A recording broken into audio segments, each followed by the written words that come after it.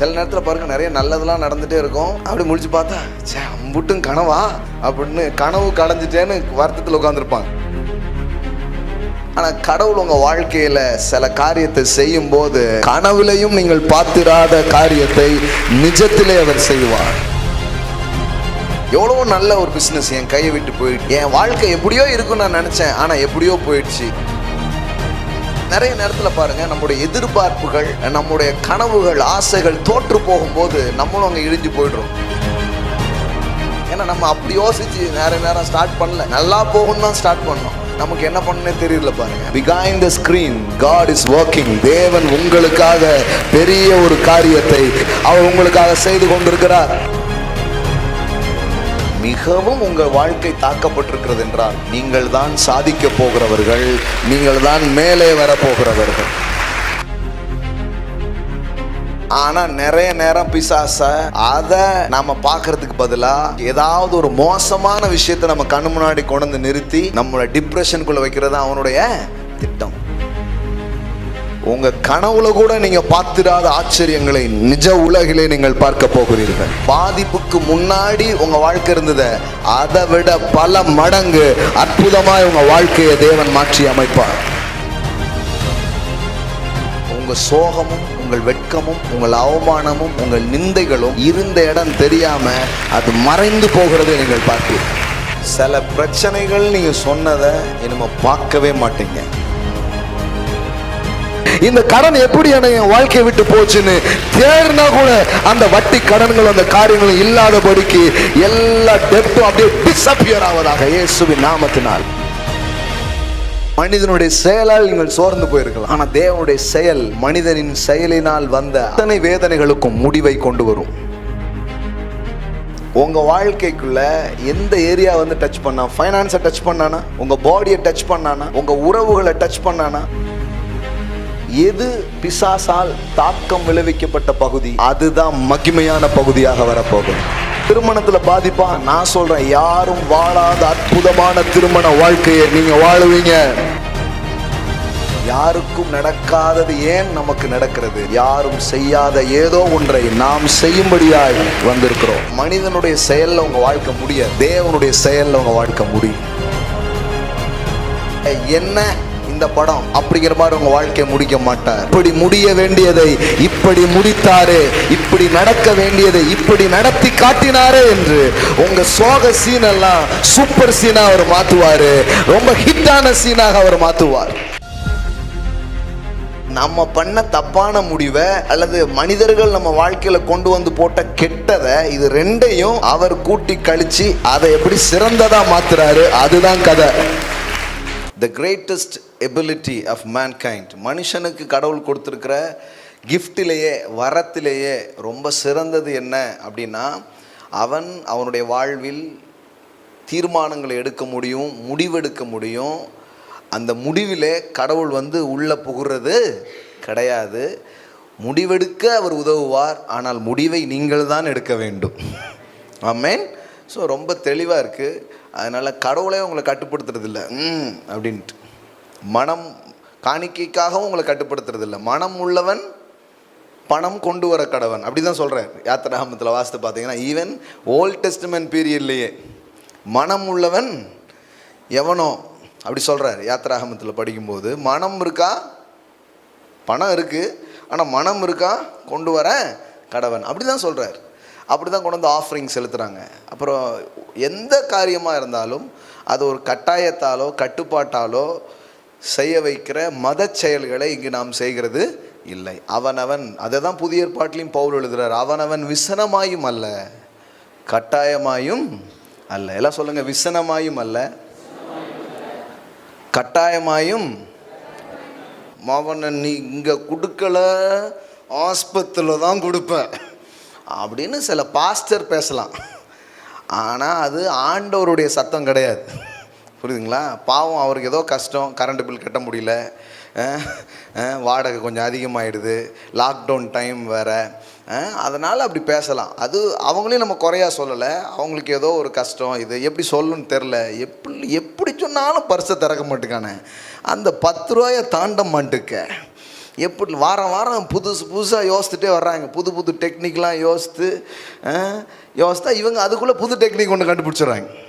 ஒருத்தர் இப்படி தான், நம்ம வாரம் வாரம் கவர் கொடுத்துருவோம், அப்போ நான் கவர் பண்ணிடலாம், கவர் கொடுத்து கவர் செய்வது எப்படி அப்படின்னு சொல்லிட்டு வாரம் வாரம் கவர் கொடுத்துருக்காரு.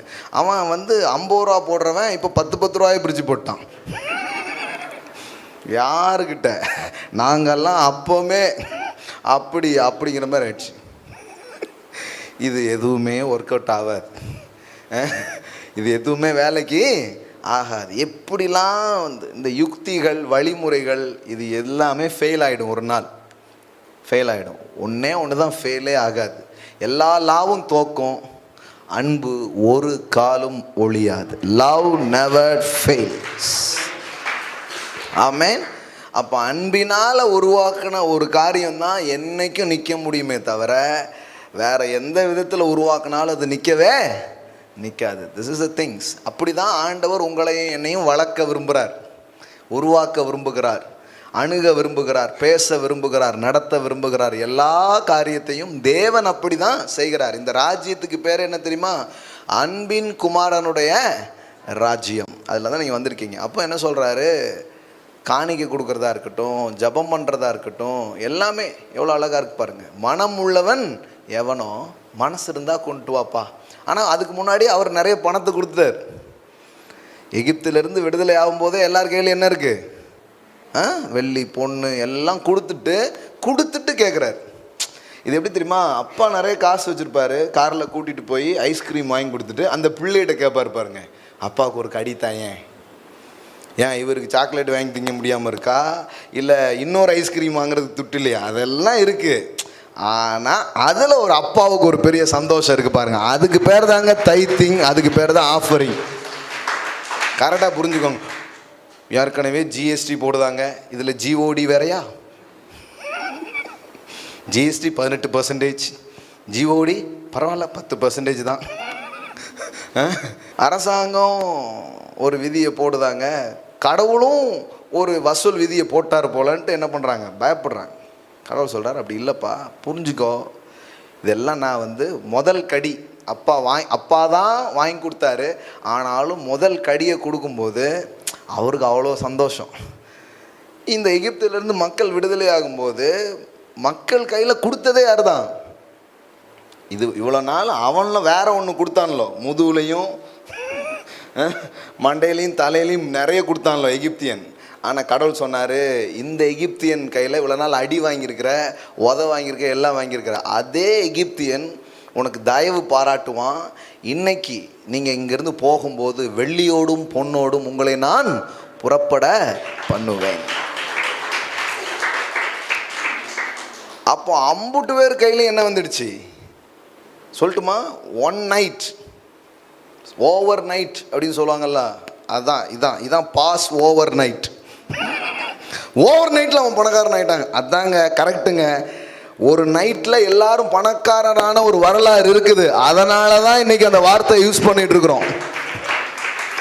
ஆட்டுக்குட்டியின் இரத்தத்தை, இயேசுவின் சிந்தப்பட்ட இரத்தத்தை நினைவு கூர்ந்து அதை நிலைக்கால்களில் பூசி அவர் மாம்சத்தை புசிப்பதற்கு அடையாளமாய் அந்த ஆட்டை நெருப்பிலை சுற்றி அதை அவர்கள் புசித்த அன்று இரவுக்கு பேர் ஓவர் நைட் தான். பஸ்கா அப்படிங்கிற தமிழ் வார்த்தையை ஆங்கிலத்தில் எப்படி யூஸ் பண்ணுறாங்க? Pass over. எல்லாம் சொல்லுங்கள், பாஸ் ஓவர். ஆமாம், அன்னைக்கு ஓவர் நைட்டில் அடிமைகளாக இருந்தவர்கள் செல்வந்தர்களாக மாறினார்கள் ஒரே இரவில். Overnight millionaires. ஆமென். பக்கத்தில் பார்த்து சொல்லுங்கள், இயேசுவின் இரத்தத்தால் மீட்கப்பட்ட நீங்கள் ஓவர் நைட்லையும் மில்லினியர் ஆவீங்க. ஆமென். ஹல்லேலூயா. அப்படி தான் நடந்தது. டக்குன்னு கையில் கொண்டு கொடுத்துட்டாரு, அம்புட்டும் வந்துடுச்சு உள்ள. ஓவர் நைட் மில்லினியர் மாதிரி தான். ஏன்னா மீட்பில் நடக்கும்போது அப்படி தான் நடக்கும். தேவனுடைய சைடில் நடக்கும்போது சில நாள் பார்த்தீங்கன்னா வேதத்தில் வாசிக்கிறோம் இல்லையா, அவர் எங்களுடைய சிறையிருப்பை திருப்பும் பொழுது நாங்கள் முள்ளி தொடையெல்லாம் முள்ளி பார்த்துக்கிட்டோம். ஏன்னா இது கனவா நனவா? எல்லாம் சொல்லுங்க, சிலர் கனவானோடனே மீன் நினச்சிக்கிட்டாங்க. அந்த கனவா இல்லைங்க, என்ன இப்போ எல்லாம் அந்த கனவா வேற, இது கனவு, ட்ரீம்ஸ், சொப்பனம். ஆண்டவர் அதை செய்யும்போது நிறைய நேரத்தில் இது கனவாங்கிற மாதிரி. சில நேரத்தில் பாருங்கள், நிறைய நல்லதெல்லாம் நடந்துகிட்டே இருக்கும். அப்படி முடிச்சு பார்த்தா, அம்புட்டும் கனவா, பிஎம்டபிள்யூவில் நான் போனது கனவா, ஒரு பெரிய மாடிகள் இருந்தேன்னு அதெல்லாம் கனவா, பணமாக கொட்டி கிடந்தது அதெல்லாம் கனவா அப்படின்னு கனவு களைஞ்சிட்டேன்னு வருத்தத்தில் உட்காந்துருப்பாங்க. ஆனால் கடவுள் உங்கள் வாழ்க்கையில் சில காரியத்தை செய்யும்போது கனவுலையும் நீங்கள் பார்த்திராத காரியத்தை நிஜத்திலே அவர் செய்வார்.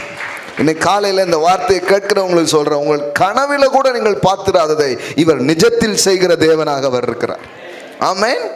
கர்த்தர் உங்கள் வாழ்வின் சிறையிருப்புகளை திருப்பும் பொழுது, நான் சொல்கிறேன், எத்தனையோ வருஷ சிறையிருப்பாக இருக்கலாம், எத்தனையோ வருஷ போராட்டங்களாக இருக்கலாம், எத்தனையோ வருஷம் அடிமைகளை போல குனிந்து குனிந்து போய்கொண்டிருக்கலாம். ஆனால் one night, over night millennials, ஒரு இரவு எல்லாம் மாறினது போல, மாலையில் அழுகை என்றால் காலையில் ஆக்களிப்பாக்குகிற ஒரு தேவன்.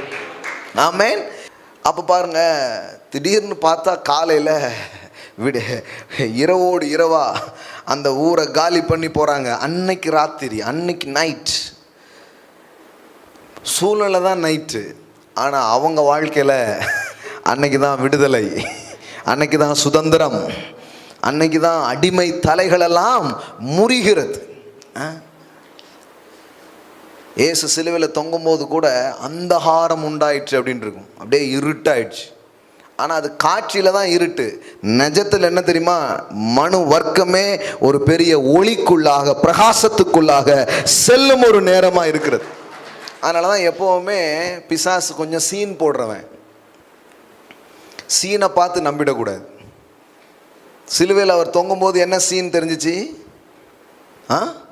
அந்தகாரம் உண்டாயிற்று. அது என்ன அந்தகாரத்தின் நேரமா? அது அந்த சூப்பரான நேரத்தை கூட அந்தகாரம் நேரங்கிற மாதிரி காட்டுறான் எல்லாத்துக்கும். ஆனால் நிஜம் என்னன்னா, அது அந்தகாரம் நேரம் அல்ல, பேரொளி ஒன்று மனு வர்க்கத்தின் மேலே வீசுகிற ஒரு நேரமாக அது இருக்கிறது. அதனால தான் we are not walk by sight. உங்கள் வாழ்க்கையில் சில சம்பவங்களையும் போன வாரம் பேசினேன், போன வாரம் மெசேஜ் எத்தனை பேர் கேட்டிங்கன்னு தெரில. உங்கள் வாழ்க்கையின் சில சம்பவங்களையும் சூழ்நிலைகளையும் நெகட்டிவாக காட்டி எல்லாமே நெகட்டிவ்ன்றுவாங்க. பழைய நெகட்டிவ்லாம் பார்த்துருக்கீங்களா? பயமாக இருக்கும்.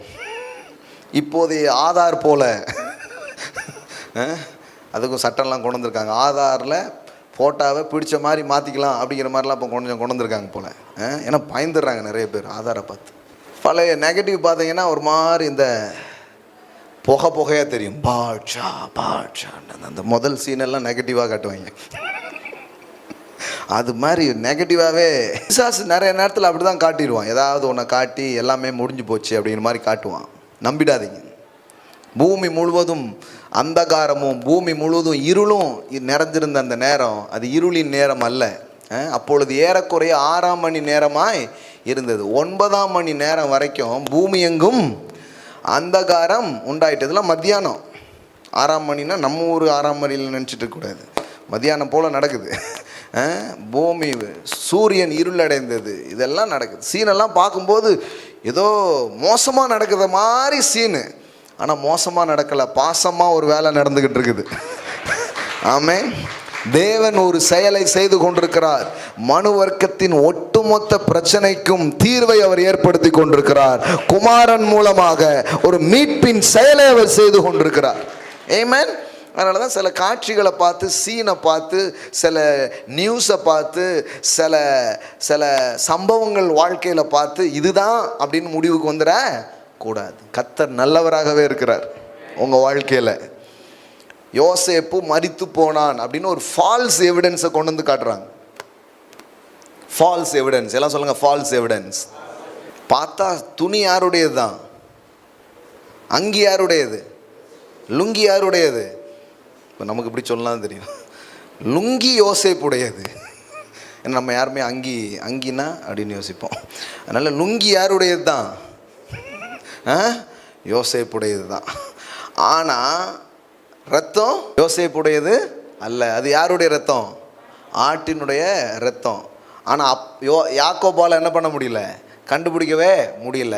அதனால் எத்தனை வருஷம் சோகம், பல வருஷம் அவன் எதுலேயே கழிக்கிறான், சோகத்திலே கழிக்கிறான். அந்த சோகம் தேவையா? தேவையில்லை. அவ்வளோ டிப்ரெஷனில் இருக்கணுமா? இருக்க வேண்டியது இல்லை. ஆனால் இருந்ததுக்கு ஒரு காரணம், ஃபால்ஸ் எவிடன்ஸ். உண்மையில் என்ன நடந்துட்டு இருந்தது? இவன் ஆசை, இவன் கனவு, யோசேப்பு சாகவில்லை. தேவன் அவனை பெரியவனாக்கிக்கிட்டு இருந்தார். இன்னைக்கும் சொல்கிறேன், behind the scene, behind the screen, God is working. தேவன் உங்களுக்காக பெரிய ஒரு காரியத்தை, பெரிய ஒரு வேலையை, பெரிய ஒரு நிகழ்வை அவர் உங்களுக்காக செய்து கொண்டிருக்கிறார். ஆமென். ஆனால் நிறைய நேரம் பிசாசை அதை நாம் பார்க்கறதுக்கு பதிலாக சாவை பார்க்க வச்சுட்டு இருப்பான். இல்லை ஏதாவது ஒரு மோசமான விஷயத்தை நம்ம கண்ணு முன்னாடி கொண்டு வந்து நிறுத்தி நம்மளை டிப்ரெஷனுக்குள்ளே வைக்கிறது தான் அவனுடைய திட்டம். அதுதான் அவனுடைய நோக்கமாக இருக்குது பாருங்க. நான் சொல்கிறேன், காலையில் பிசாசு உங்களுக்கு முன்பாக வைக்கிற இந்த போலியான ஆவணங்கள், தமிழில் நல்லா இருக்குது, போலியான ஆவணங்களை என்ன பண்ணாதீங்க, நம்பாதீங்க. சில போலியான சில விஷயத்தை கொண்டு, அது நிஜம் மாதிரியே இருக்கும். நம்ம இப்போ போலின்னா நம்ம என்ன பண்ணிவிடுவோன்னா கண்டுபிடிச்சிடுவோம். சில நேரத்தில் பாருங்கள், சர்டிஃபிகேட்லாம் ரெடி பண்ணால் ஒரிஜினல் சர்டிஃபிகேட்டோட நல்லாயிருக்கும். அதனால தான் மாட்டிடுறாங்க. ஏன்னா அதுக்கப்புறம் தான் இப்போ கொஞ்சம் இந்த கரையான அரிச்ச மாதிரி இந்த மாதிரிலாம் இப்போ க்ரியேட் பண்ணுறாங்க. ஏன்னா ஒரிஜினல் சர்டிஃபிகேட் இவ்வளோ நீட்டாக இருக்காத. நோட் அடிக்கிறவங்க பாருங்கள், அதை விட இங்க்லாம் நல்லா அடிச்சு நல்ல ஒரிஜினலை சூப்பராக அடிச்சிடறான், சரி டூப்ளிகேட்டை சூப்பராக அடிச்சிடறான். அதில் தான் மாட்டிக்கிறாங்க நிறைய பேர். இவ்வளோ நல்லா இருக்காத. அப்போ அவன் அந்த அந்த போலி ஆவணங்களை அவன் கொண்டு வந்து காட்டும்போது எப்படி காட்டிடுறான்னா, ரொம்ப பர்ஃபெக்டாக கொண்டு வந்து காட்டிடுறான். அதனால தான் நம்ம நிறைய நேரம் நம்பிடுறோம். ஆமாம் போல, நிஜமா தானா, ஆமாம் அவங்க சொன்னது உண்மைதான், நடந்தது உண்மைதான் அப்படின்னு அப்படியே ஒரு சம்பவத்தையே எதையோ என்ன பண்ணிடுறோம், பார்த்துடுறோம். யோசேப்புக்கு அது வேற மாதிரி நடந்துட்டு இருந்தது. என்னடா கனவு ஒன்று பார்த்தோம், ஆனால் எங்கே உட்காந்துருக்கோம், ஜெயிலில் உட்காந்துருக்குறோம். இதுதான் கனவா? அண்ணமார்கள் எல்லாம்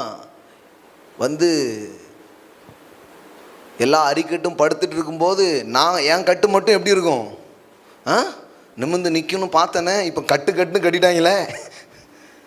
கடைசியில் பார்த்தா குழிக்குள்ளே கிடக்கான். அண்ணமாரெலாம் எட்டி பார்க்காங்க. ஏறிட்டு பார்ப்பேன்னு தானே கனவுல பார்த்தேன், ஆனால் அம்புட்டு பேர் எட்டி பார்த்துக்கிட்டு இருக்காங்க. சம்திங் சாம்பார் சாப்பிட்டுட்டு படுத்ததுனால வந்த கனவோ, கத்தர் தந்த கனவா, இல்லை வேற ஏதாவது ஹெவியாக சாப்பிட்டுட்டு படுத்ததுனால வந்த கனவான்னு அவனுக்கே அந்த சில நேரம் நம்முடைய நம்பிக்கை அசைகிறது. நம்ம எதை பெருசாக யோசிக்கிறோமோ அதிலே ஒரு ஷேக் ஆனவுடனே, ஷேக் ஆக வேண்டிய நாம ஷேக் ஆகி உட்கார்ந்துடுறோம். ஆனால் கடவுள் உங்களை ஷேக் ஆக்குறதுக்காக கூப்பிட்டுருக்கிறார். ஆமென். ஆனால் நிறைய பேர் இது தெரியாததுனால எப்படி இருக்கிறாங்க, இப்பவும் நாங்கள் ஷேக் ஆகி போய் தான் இருக்கோம் அப்படிங்கிற மாதிரி உட்காந்துருக்குறோம். நல்லா கவனிங்க, இது எல்லாமே ஃபால்ஸ் எவிடன்ஸ். எல்லாம் சொல்லுங்கள், போலியான ஆவணங்கள், ஃபால்ஸ் எவிடன்ஸ். இது எல்லாத்தையும் காட்டி எப்படியாவது உங்களை பிடிச்சி போட்டுடணும், டிப்ரெஷனில் வைக்கணுங்கிறது தான் அவனுடைய நோக்கமும் திட்டமுமாக இருக்கிறது. ஆனால் பாருங்கள், ஒரு நாள் யோசேப்பு பெரியவனாக வளர்ந்து அவன் அந்த தேசத்துக்கே அதிபதியாகி இப்போ யாக்கோபை கூட்டிகிட்டு வர்றதுக்காக வாகனங்களை எல்லாம் என்ன பண்ணுறான், அனுப்பி வைக்கிறான். பார்த்தா BMW, கார்னிவலு, ஆமாம் லம்புகுனி எல்லாம் நிற்கி. இதை பார்த்த உடனே தான் ஐயோ இத்தனை வருஷம் தேவையில்லாமல் சோகத்தில் இருந்தோம் போகிற அப்படின்ட்டு இப்போ பார்க்குறான். இப்போ வண்டியெல்லாம் பார்த்த உடனே யோசேப்பு உயிரோடு இருக்கிறான். அவனுக்கு பாருங்க, என் கனவு சாகவில்லை, என் யோசேப்பு சாகவில்லை, என் திட்டம் பொய்க்கவில்லை, தேவன் எனக்கு சொன்னதில் அவர் உண்மையுள்ளவராய் அவர் இருக்கிறார். ஆமென். மறுபடியும் சொல்கிறேன், மிகவும் உங்கள் வாழ்க்கை தாக்கப்பட்டிருக்கிறது என்றால், போன வாரத்தினுடைய சில கண்டினியூஷனை சொல்லிட்டு இருக்கிறேன், மிகவும் பாதிப்பின் வழியாய் உங்கள் வாழ்க்கை சென்றிருக்கிறது என்றால், நீங்கள் தான் சாதிக்க போகிறவர்கள், நீங்கள் தான் மேலே வரப்போகிறவர்கள். ஆமென். எனக்கு மட்டும் ஏங்க அப்படின்ட்டு, ஏன்னா யாரும் பார்க்காத வெற்றி நீங்கள் பார்க்க போகிறீங்க. ஆமென். எல்லாரும் யோசேப்பு போன மாதிரி போகல. யோசேப்புக்கு மட்டும்தான் வேறு மாதிரி நடக்குது. ஆனால் நெகட்டிவாக நடந்த மாதிரி இருக்குது. ஆனால் உண்மையிலே அப்படி கிடையாது. ஒரு சில டேரக்டர்லாம் பார்த்தீங்கன்னா சோகத்திலே முடிச்சுடுவாங்க. அதனால அந்த டேரக்டர் படத்து போகிறதுக்கு நமக்கு ஒரு பெரிய தைரியம் வேணும் பாருங்கள். பாலா படம்லாம் பார்த்தீங்கன்னா, இந்த பாலா படம் இல்லை, அந்த பாலா படம் பார்த்தீங்கன்னா சோகமாகவே முடிக்கும். எங்கே செல்லும் இந்த பாதை, நம்மளும் அப்படி தான் வருவோம். முடிஞ்சிட்டு நானும் எங்கே போகிறதுனே தெரிலங்க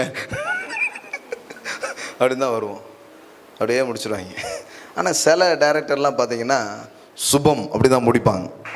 அப்படியே அழகா. நான் சொல்கிறேன், மனிதர்களே இப்படி முடிக்கிறாங்கன்னா அவர் எப்படி முடிப்பார்னு கொஞ்சம் யோசித்து பாருங்க. மங்கள வாத்தியத்திலே முடிப்பார், மங்களகரமாய் முடிப்பார். ஆமென். உங்கள் வாழ்க்கையை சோகமாக முடிக்க மாட்டார். உங்கள் வாழ்க்கையை என்ன இந்த படம் அப்படிங்கிற மாதிரி உங்கள் வாழ்க்கையை முடிக்க மாட்டார்.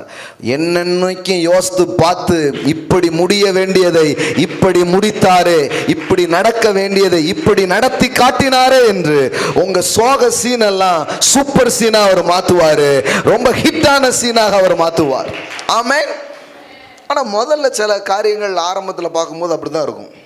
தள்ளிவிட்ட மாதிரி, கைவிடப்பட்ட மாதிரி, அந்தகார மாதிரி, செத்து போன மாதிரி, இழந்து போன மாதிரி, தொலைத்து போனது போன்றுதான் சில காட்சியை அவன் அமைக்கிறான். இது அவர் அமைக்கிற காட்சி இல்லை, இது அவன் அமைத்து இப்படி காட்டுறான். அவர் கரெக்டாக தான் பண்ணிட்டு இருக்கிறார். அவர் யோசேப்பை கூட்டிகிட்டு போய் பெரியாளாக்குற வேலையை தேவன் செய்து கொண்டிருக்கிறார். ஆமென். தேவன் அந்த வேலையெல்லாம் செய்யலை. ஆனால் அண்ணன்மாரின் சதி இது. அண்ணன்மார்கள் என்ன பண்ணுறாங்க, இதெல்லாம் காமிச்சு இப்படிலாம் அப்பாவை என்ன பண்ணுறாங்க, நம்ம அது ஆண்டவருடைய வேலை கிடையாது, அண்ணன்மார்களுடைய வேலை. ஆனால் பாருங்கள், முடிவிலே அது விளங்கும், அது பொய் சொல்லாது, அது தாமதித்தாலும் காத்திரு, முடிவிலே அது விளங்கும். என்னை காலையில் சொல்கிறேன், முடிவிலே அது விளங்கும். ஆமென். அது பொய் சொல்லாது, அது தாமதித்தாலும் அதற்கு காத்திரு. காரியம் எப்படியோ முடியுமோ நீங்கள் இருந்தீங்கன்னா நான் சொல்கிறேன், முடிவு சம்பூரணம். ஆமென். முடிவு சம்பூரணம். வேதவசனம் எப்படி சொல்லுது பாருங்க, ஆரம்பம் அற்பமாய் இருந்தாலும் எப்படி இருக்குமா, முடிவு சம்பூரணம். அப்படின்னா என்ன, அந்த மாதிரி ஒரு நல்லாவே இல்லையே. நமக்கு வழக்கமாக எப்படி இருக்கு தெரியுமா, முதல் கோணல் முற்றும் கோணல். முதல்லையே கோணல் ஆயிடுச்சுன்னா அப்புறம் முற்றிலும் கோணல் அப்படின்ட்டு. குர்குரே விளம்பரத்துக்கு பார்த்துருக்கீங்களா? குர்குரே எப்படி இருக்கும் பார்த்துருக்கீங்களா? கோணல் கோணலாக இருக்கும். சிம்ரன் வந்து அதை எடுத்துகிட்டு கோணலாக்கும், என்னுடையதாக்கும் அப்படிம்பார். எனக்கு ஆண்டவர் தான் இதில் தெரிகிறாரு. கோணலாக இருந்தாலும் அது என்னுடையது, கோணலாக போயிருந்தாலும் கடவுள் சொல்கிறாரு கோணலாக இருந்தாலும் அது என்னுடையது, நான் கோணலானதை செவையாக்குவேன். ஆமென். எல்லாம் சொல்லுங்க, கோணலானதை செவையாக்குகிறவர், கரடானதை சமமாக்குகிறவர். அதனால கோணலும் மாணலுமா போயிடுச்சே அப்படின்னு நினைக்காதீங்க. உம்முடைய துவக்கம் அற்பமாக இருந்தாலும் உம்முடைய முடிவு சம்பூரணமாக இருக்கும். ஆமென். அதாவது ரொம்ப சாதாரணமாக இருக்கலாம் உங்கள் வாழ்க்கையின் சில காரியங்கள். ஒருவேளை ஏழ்மையில் துவங்கி இருக்கலாம், சரியான நிலையில் இன்றைக்கி உங்கள் வாழ்க்கை இல்லாமல் இருக்கலாம். ஆனால் கடவுள் சொல்கிறாரு, நான் உன் கரம் பிடிச்சிருக்கிறேன், உன் வாழ்க்கை சம்பூர்ணமாகத்தான் இருக்கும். ஆமென். அல்லேலூயா. குறைவில் உங்கள் வாழ்க்கை இருக்காது, பஞ்சத்தில் உங்கள் வாழ்க்கை இருக்காது, இல்லாமல் உங்கள் வாழ்க்கை இருக்காது. ஒருவேளை இன்றைக்கி எப்படியோ நல்லா போயிடுச்சுமா இருந்தது பிரதர், அப்புறம் எப்படியோ டைரக்ஷன் மாதிரி எப்படியோ போயிட்டு, எவ்வளோ செல்லமாக என் யோசேப்பை நான் வளர்த்துட்டு இருந்தேன், பலவர்ண வங்கிலாம் போட்டு அவனை வளர்த்துட்டு இருந்தேன், திடீர்னு எப்படியோ என் கையை விட்டு போயிடுச்சு. எவ்வளோ நல்ல ஒரு பிஸ்னஸ் என் கையை விட்டு போயிடுச்சு. என் வாழ்க்கை எப்படியோ இருக்குன்னு நான் நினச்சேன், ஆனால் எப்படியோ போயிடுச்சு. நிறைய நேரத்தில் பாருங்கள், நம்முடைய எதிர்பார்ப்புகள் வாழ்க்கையில் இடிக்கப்படும் பொழுது, நம்முடைய கனவுகள் ஆசைகள் தோற்று போகும்போது நம்மளும் அங்கே இடிஞ்சு போய்டுறோம் நிறைய நேரங்களில். ஏன்னா நம்ம அப்படி யோசித்து நிறைய நேரம் ஸ்டார்ட் பண்ணல, நல்லா போகும் தான் ஸ்டார்ட் பண்ணோம், சந்தோஷமாக இருக்கணும் தான் திருமணம் பண்ணோம், எத்தனையோ காரியங்கள் அப்படி தான் ஆகுது. ஆனால் திடீர்னு ஒரு மாற்றம் நடக்கும்போது நமக்கு என்ன பண்ணனே தெரியல பாருங்கள். நான் சொல்கிறேன், அதை தேவன் எப்படி பண்ணுவார்னு உங்களுக்கு சொல்கிறேன் பாருங்கள். இந்த ரூத்து புத்தகம்லாம் நான் பேசும்போது அதை நான் பேசியிருக்கிறேன். ஒருவேளை நீங்கள் கேட்கலன்னா அது கேட்கலாம். அதில் பார்த்தீங்கன்னா அந்த அந்த அந்த புக்கை ஆரம்பிக்கும் போது பாருங்கள், முதல்ல அவன் வீட்டுக்காரர் செத்து போயிடுறாரு. அதுக்கப்புறம் 2 பிள்ளைங்களும் செத்து போயிடுது. பஞ்சம், சாவு, இப்படி தான் ஆரம்பிக்குது அந்த புத்தகம். ஆனால் அந்த புத்தகம் எப்படி முடியுது தெரியுமா? அறுவடை, கல்யாணம், பிறப்பு அப்படின்னு முடியுது. Everything is a prophetical sign. நான் இன்னைக்கு காலையில் சும்மா பேசல, இட்ஸ் a prophetical word. இன்னைக்கு காலையில் இதை கேட்டுட்டு இருக்கிற ஒவ்வொரு பிள்ளைகளுக்கும் தேவன் கொடுக்கிற சில தீர்க்க தரிசனமான வார்த்தைகளை இன்னைக்கு காலையில் நான் பேசிட்டு இருக்கிறேன். ஆரம்பம் அற்பமாக இருந்தாலும் முடிவு சம்பூரணமாய் இருக்கும். ஒருவேளை அற்பமாக போயிடுச்சே, சாவாயிடுச்சே, ஒருவேளை இப்படி பஞ்சமாயிடுச்சேங்கிற மாதிரி இருந்திருக்கலாம். அது தேவன் உங்கள் வாழ்க்கையில் செய்யலை. அது சபிக்கப்பட்ட பூமியின் தாக்கங்கள் அவங்க வாழ்க்கையில் அப்படிப்பட்ட சில காரியத்தை கொண்டு வந்தது. ஆனால் தேவனுடைய மீட்பின் வல்லமை அந்த அந்த அந்த அந்த அந்த சாபத்தை விட, அவங்க வாழ்க்கையில் ஏற்படுத்தின பாதிப்பை விட அவருடைய சரி கட்டுதல் பல 1000 மடங்கு சிறந்ததாக இருந்தது என்பதுதான் கதை. That is the redemptive story. அதுதான் மீட்பின் கதை. அதனால தான் அந்த புத்தகத்துக்கெல்லாம் என்ன பேருனா, ஆங்கிலத்தில் அந்த புத்தகத்தை எப்படி அதுக்கு பேரிடுறாங்கன்னா லவ் ஸ்டோரி, லவ் ஸ்டோரி இல்லைன்னா ரிடம்டிவ் ஸ்டோரி அப்படிங்கிறாங்க. அதாவது உங்கள் கதை சோக கதையாக முடியாது, உங்கள் கதை வெற்றி கதையாய், சந்தோஷத்தின் கதையாய். திருமணத்தில் தான் அது முடியும், அமங்கலத்தில் முடியாது. விதவை இருப்பின் நாட்களை நீ நினையாதிருப்பாய். உன் வாழ்க்கையில் நான் பொட்டு வைக்காம விட மாட்டேன். ஆமென். பார்த்தா சோகமாக தான் போகிற மாதிரி இருக்கு. அதெல்லாம் தேவனுடைய விளைவு, தேவன் செய்கிற விஷயம் அல்ல. இவர்களுடைய தீர்மானத்தினால் வந்த தவறுகளாகவும் அங்கே ஒரு சபிக்கப்பட்ட நிலையில் இருந்த வந்த பாதிப்பாகவும் தான் அது இருக்குது. ஆனால் அந்த விஷயத்தை அவர் எப்படி டேன் பண்ணுறார், அதாவது நம்ம பண்ண தப்பான முடிவை அல்லது மனிதர்கள் நம்ம வாழ்க்கையில் கொண்டு வந்து போட்ட கெட்டதை, இது ரெண்டையும் அவர் கூட்டி கழித்து அதை எப்படி சிறந்ததாக மாற்றுறாரு. அதுதான் கதை, அதுதான் கதை. ஆகாததுன்னு அவன் தள்ளுறான், அவர் தள்ளலை. அவர் மூளைக்கு தலைக்கல்லாக்குகிறார். ஆமென். மூளைக்கு தலைக்கல்லாக்குகிறார். ஆமென். சூப்பர்மா. பயப்படாதே, நீ வெட்கப்படுவதில்லை. பக்கத்தில் பார்த்து சொல்லுங்க. ஆண்டவர் சொல்றாரு, பயப்படாதே, நீ வெட்கப்படுவதில்லை. நானாதே, நீ லட்சை அடைவதில்லை. உன் வாலிபத்தின் வெட்கத்தை நீ மறந்து உன் விதவை இருப்பின் நிந்தையை இனி நினையாதிருப்பாய். அந்த அவமானத்தை யோசிச்சுட்டே இருக்கிற பாரு, அது நினையாதிருப்பாய். அந்த அவமானம், அந்த வெட்கம் உங்க வாழ்க்கையிலிருந்து துடைக்கப்படும், நிரந்தரமாய் துடைக்கப்படும். ஆமென். நீங்க நினைக்கிறீங்க அவமானம் தான் என் அடையாளம்ட்டு, கிடையவே கிடையாது. அதை தொடச்சி தூக்கி தூர போட்டுட்டு உங்களுக்கு ஒரு புதிய அடையாளத்தை கொடுப்பார், ஒரு புதிய பெயரை கொடுப்பார். கர்த்தருடைய வாய் அழைக்கப்படும் புதிய பெயர்கள் உங்களுக்கு உண்டாயிருக்கிறது நீங்கள் பார்ப்பீர்கள். உன் தேசம் எப்சிபா என்றும் பியூலா என்றும் அழைக்கப்படும். உன் தேசம் வாழ்க்கைப்படும். கடவுள் பாருங்க, ஒரு தேசத்துக்கே போட்டு வைக்கிறாரு. புரிஞ்சான் தெரியலையே. உன் தேசம் வாழ்க்கைப்படும்னா என்ன? ஒரு தேசமே மணவாளன் இல்லாம விதவையா உட்காந்துருக்கு, வெள்ளை ஜேலை கட்டிக்கிட்டு. அக்கா பெந்தை கோஷத்துல சேரல, இது வேற. இது விதவை இருப்பின் நிந்தை. கடவுள் சொல்றாரு, ஒரு தேசமே அப்படி இருந்தா நான் அதற்கு நாயகராய் மாறும் பொழுது அது வாழ்க்கைப்படும், வாழ்க்கைப்படும், வாழ்க்கைப்படும். ஆமென். பொட்டு வைக்கிறார் பாருங்க. சொல்றாரு, உன் தேசம் எப்சிபா என்றும், ஆமென், பியூலா என்றும் அழைக்கப்படும். பேர்லாம் வச்சிருப்பாங்க பாருங்க, எப்சிபா, பியூலா அப்படின்ட்டு. அங்க பாருங்க, ஏசாயா 62:4. இனி கைவிடப்பட்டவள் எனப்படாமலும், அப்படிதான் எண்ணப்பட்டு இருக்கிற, எண்ணப்படாமலும் உன் தேசம் இனி பாலான தேசம் எனப்படாமலும் நீ எப்சிபா என்றும் உன் தேசம் பியூலா என்றும் சொல்லப்படும். கர்த்தர் உன்மேல் பிரியமா இருக்கிறார். உன் தேசம் வாழ்க்கைப்படும், உன் தேசம் வாழ்க்கைப்படும். ஆமென். என்னை யார் மணந்து கொள்வா அப்படின்னு நீ நினைக்கலாம். கடவுள் சொல்றார், உன் தேசம் வாழ்க்கைப்படும். ஆமென். கடவுளுடைய வார்த்தைங்கிறது ஒரு தனி மனிதனுக்கானதா மட்டும் இல்லை, ஒரு தேசத்தையே செழுமையாக்குகிற தேவனுங்க. அவர் ரேஞ்சுக்கு அவர் பேசுகிறார். நம்மளால் முடிஞ்சால் ஒரு ஆளுக்கு உதவி செய்யலாம். அவர் ரேஞ்சுக்கு என்ன சொல்கிறாருன்னா, நான் ஒரு நாட்டை வாழ வைக்கலான் இருக்கிறேன் அப்படிங்கிறாரு. ஆமென். உன் தேசம் வாழ்க்கை படும், அப்படிதான் கர்த்தர் பேசுகிறார். அப்போ மரணம், இறப்பு, பஞ்சம் இப்படின்னு போயிட்டு இருக்குது. பார்த்தாலே ஒரு மாதிரி இருக்குது. ஏன், எதுக்கு? சில நேரம் சில கேள்விகளுக்கு பதிலே இல்லை. எத்தனை பேர் சொல்கிறீங்க பதில் இல்லை? ஏன் இது எனக்கு நடந்துச்சு, ஏன் இப்படி? பதிலே இல்லை. நிஜமாக நான் சிலர்கிட்ட சொல்லிவிடுவேன், எனக்கு என்னென்னா தெரியலன்னா தெரியலன்னு சொல்லிவிடுவேன். அதனால தான் எல்லார்ட்டையும் என்ன கேள்வினாலும் கேளுங்க அப்படிம்பேன்.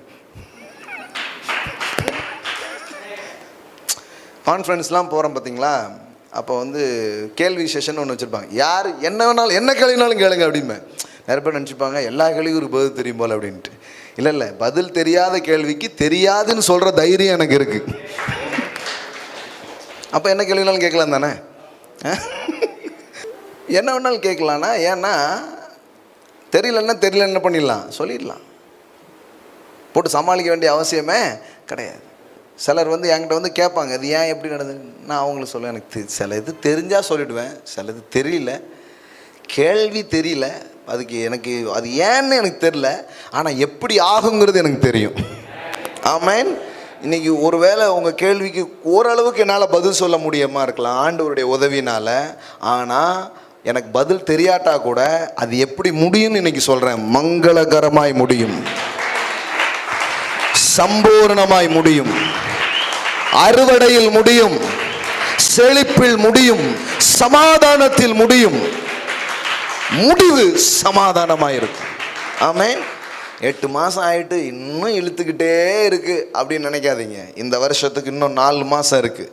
ஆண்டவருக்கு ஒரு இரவு போதும், ஒரு இரவு போதும். 1 night is more than enough. ஒரு இரவில் 20 லட்சம் மக்களை மில்லியனரா மாத்துகிற தேவனுக்கு இது ஒண்ணுமே கிடையாது. ஓவர் நைட்ல சில காரியத்தை செய்வார். உங்கள் சிறை இருப்புகள் மாறுகிறது நீங்கள் பார்ப்பீர்கள். ஆமென், ஆமென். ஓவர் நைட்ல காரியங்கள் நடக்கும். ஆமென். நீங்க நினைச்சுக்காதீங்க இப்படியே தான் இருக்கும், அப்படியே தான் போவோம் அப்படின்னு கிடையாது. மனிதனுடைய அழிக்கும் செயலே இப்படி இருக்குதுன்னா, பிசாசனுடைய தாக்கமே இப்படி இருக்கும்னா, தேவன் இறங்கி ஒரு காரியத்தை செஞ்சால் அது எப்படி இருக்குன்னு கொஞ்சம் யோசித்து பாருங்க. அதெல்லாம் நம்ம பார்க்கும்படியாக அவர் நம்மை அழைத்திருக்கிறார். ஆமென். அதை தான் சொல்கிறேன், அவர் உங்கள் சிறையிருப்பை திருப்பும் பொழுது சொப்பனம் பார்க்கறது மாதிரி இருக்கும். ஆமென். நான் சொல்கிறேன், உங்கள் கனவுல கூட நீங்கள் பார்த்திராத ஆச்சரியங்களை நிஜ உலகிலே நீங்கள் பார்க்க போகிறீர்கள். நிஜ உலகில் நீங்கள் பார்க்க போகிறீங்க. நிஜ உலகில் நீங்கள் பார்க்க போகிறீங்க. அன்னைக்கு பார்த்தீங்கன்னா அந்த பாதிப்பு எங்கே போச்சுன்னே தெரியாது, அந்த வடு எங்கே போச்சுன்னே தெரியாது, அந்த நஷ்டம் எங்கே போச்சுன்னே தெரியாது, அந்த அவமானம் எங்கே போச்சுன்னே தெரியாது. கைவிடப்பட்டவள் என்றும் அன்னைக்கு பார்த்தீங்கன்னா, அதான் சொல்கிறேன்ல, மனுஷன் ஏற்படுத்தின தாக்கம், சாபத்தினால் வந்த தாக்கம், இது எல்லாத்துக்கும் நடுவில் தேவனுடைய நன்மை ஊற்றப்படும் போது இது எதுவுமே தெரியாது. அவர் நன்மை மட்டும்தான் தெரியும், அவர் நன்மை மட்டும்தான் தெரியும், அவர் மகிமை மட்டும்தான் தெரியும், வேற எதுவுமே தெரியாது. இந்த மாதிரி சூழ்நிலையில தான் நம்ம ரொம்ப கவனமாக இருக்கணும். என்ன கவனம்னா, சோர்வுலையோ டிப்ரெஷன்லேயோ போய் உட்கார்ந்து இருக்கக்கூடாது. தேவனுடைய செயலின் முடிவுன்னு ஒன்று இருக்குது. யோபு கதை உங்கள் எல்லாருக்கும் தெரியும். அதை குறித்து விவாதங்கள் இன்னைக்கு வரைக்கும் நடந்துக்கிட்டு தான் இருக்குது. அது அவன் பயந்ததுனால நடந்ததா, பிசாசால நடந்துச்சா, அது ஜபக்குறைவா, தவக்குறைவா, அது இப்படி இருந்திருக்கலாம், அப்படி இருந்திருக்கலாம், இன்னும் ஒரு பெரிய சூப்பர் கன்க்ளூஷன் ஒன்றும் பெருசாக தெரியல. ஆனால் நானும் இப்போ சொல்லிடுறேன், எனக்கு கொஞ்சம் தெரியுது, ஆனால் நிறைய தெரியல. ஆனால் ஒன்று எனக்கு ரொம்ப நல்லா தெரியுது, தேவனுடைய செயலின் முடிவை நாம் கண்டிருக்கிறோம். ஆமென். அவருடைய முடிவு என்ன? கர்த்தர் யோபுவின் முன் நிலைமையை பார்க்கிலும் அவன் பின் நிலைமையை ஆசீர்வதித்தார். இன்னைக்கு நான் சொல்றேன், பாதிப்புக்கு முன்னாடி உங்க வாழ்க்கை இருந்ததை அதை விட பல மடங்கு அற்புதமாய் உங்க வாழ்க்கையை தேவன் மாற்றி அமைப்பார். இதை யாக்கோபு எழுதும்போது இன்னும் ரொம்ப நல்லா இருக்கு பாருங்க. யாக்கோபு இதை அப்படியே எடுத்து மென்ஷன் பண்ணுறாரு புதிய ஏற்பாட்டில். அவர் சொல்கிறாரு, யோபுவின் பொறுமையை குறித்து நீங்கள் நம்ம பார்க்குறோமே அப்படின்னு சொல்லிட்டு எழுதுறாரு, தேவனுடைய செயலின் முடிவை நாம் என்ன பண்ணியிருக்கிறோம், கண்டிருக்கிறோமே. எல்லாம் சொல்லுங்க, தேவனுடைய செயலின் முடிவை. பாருங்க, ஜேம்ஸ் 5:11, இதோ பொறுமையா இருக்கிறவர்களை பாக்கியவான்கள் என்கிறோமே, யோபுவின் பொறுமையை குறித்து கேள்விப்பட்டிருக்கிறீர்கள். இப்போ கவனிங்க, இதுதான் பாயிண்ட். கர்த்தருடைய செயலின் முடிவையும் கண்டிருக்கிறீர்கள். யோபுக்கு என்ன நடந்தது, எப்படி நடந்தது, இது அது பற்றி 1000 டிஸ்கஷன் இருக்கு. ஆனால் நம்ம நம்புறது என்னன்னா, கர்த்தர் நல்லவர். நாம் ஒன்றும் விளையாட்டு பொம்மைகளோ விபரீதமாக நம்ம வச்சு இது பண்ணுறதோ கிடையாது. He is loving God. Amen. He is a gracious God. Amen. அவர் ஒருபோதும் தீமை செய்ய மாட்டார். நிறைய ரீசன்ஸ் இருக்குது, ஆனால் ஒன்று தான். சரி இப்படி ஆயிடுச்சே அப்படின்னு வாழ்க்கையை முடிக்காமல் கர்த்தருடைய செயலின் முடிவை கண்டிருக்கிறீர்கள். கர்த்தர் மிகுந்த உருக்கமும் இரக்கமும் உள்ளவராய் அவர் இருக்கிறார். ஆமேன். அப்போ the end of the story, அந்த கதை அவர் எப்படி முடிக்கிறார்னா, நீங்கள் ரூத் புத்தகத்தின் கடைசி அதிகாரத்தை போய் வாசித்து பார்த்தீங்கன்னா எப்படி முடியுது பாருங்க. செத்தான் செத்தான்னு முடிகிற ஆரம்பிக்கிற அந்த புத்தகம் பெற்றான் பெற்றான்னு முடியுது. அப்பா செத்தான், பிள்ளை செத்தான், அப்புறம் இன்னொரு பிள்ளை செத்தான், இப்படின்னு ஆரம்பிக்கிற புத்தகம் எப்படி ஃபினிஷ் ஆகுது பாருங்க. அவன் இவனை பெற்றான், இவன் அவனை பெற்றான். அப்படின்னா இறப்புல ஆரம்பிக்கிறத பிறப்புல முடிய செய்கிற நல்ல ஒரு தேவனாக அவர் இருக்கிறார். ஆமென். வாழ்க்கையில் ஒரே மரண வாடை அடித்து கொண்டிருந்த அந்த அதற்குள் போவாஸ் என்கிற ஒரு ஜீவன் கிறிஸ்து உள்ள இறங்கும் போது அந்த ரூத்துவின் வாழ்க்கையில் ஜீவ வாசனை வீசினது போல நான் சொல்றேன், இந்த காலையில் இயேசுவின் பிரசன்னம் உங்க வாழ்க்கைக்குள்ள இருக்கிற மரணத்தின் சக்திகளை முறியடித்து போட்டு, சாபத்தின் வல்லமைகளை முறித்து போட்டு, உங்க வாழ்க்கையிலும் சில பிறப்புகள், உங்க வாழ்க்கையிலும் திருமணங்கள், உங்க வாழ்க்கையிலும் செழுமைகள், உங்க வாழ்க்கையிலையும் சில ஆச்சரியமான நிகழ்வுகளை நீங்கள் பார்க்க போகிறீர்கள். Amen. The same redemptive power. இன்னைக்கு காலையில் நான் சொல்றேன், அதே மீட்கிற வல்லமை உங்களுக்காக காத்திருக்கிறது. Amen. Receive that. டாடி யாரெல்லாமோ எனக்கு என்னெல்லாமோ பண்ணாங்க. சில பேர் பாருங்க, அதான் போன வாரம் மெசேஜ் ரொம்ப முக்கியம். யாரெல்லாமோ என்னெல்லாமோ பண்ணாங்கன்னா அவங்களை குறித்த கசப்புலேயே உட்காந்துட்டு இருக்கக்கூடாது. நிறைய பேர் அப்படி உட்காந்துட்டு இருப்பாங்க. அவங்க அப்படி பண்ணிட்டாங்க, இவங்க தேவையில்லை. அவன் மனுஷன், ஐயோ பாவம், அவனுக்கு தெரிஞ்சதை அவன் பண்ணிட்டான். ஆனால் அவருக்கு தெரிஞ்சதை பண்ணுவார். அது வேற மாதிரி என் வாழ்க்கையில் இருக்க ஆரம்பிக்கும். ஆமென். நீங்கள் மனிதனுடைய செயலை யோசிச்சுட்டே இருந்தீங்கன்னா உள்ள கசப்பு தான் வரும், வெறுப்பு தான் வரும், கவலை தான் வரும். இன்னும் யாருக்கிட்டையுமே பழக தோணாது, யாரும் வேண்டாம் அப்படின்றீங்க. ஒரு பையன் எனக்கு வேண்டாங்க, யார் மூஞ்சிலையும் எனக்கு பிடிக்க விருப்பம் இல்லை, இன்க்ளூடிங் நானும் கண்ணாடிக்கு முன்னாடி போய் நிற்கிறத நுப்பாட்டிடுறேன் அப்படின்றாங்க. தேவையா உனக்கு தேவையான நிறைய பேர் அவங்கள திட்டவங்க தான் ரொம்ப பேர் இருக்காங்க. ஆமாம், இதெல்லாம் வாழ்க்கையில் வழிகளால் வருகிற சில விஷயங்கள். இல்லை நிஜமாக நிறைய பேருக்கு அப்படிப்பட்ட எக்ஸ்பீரியன்ஸ் தான் இருக்குது.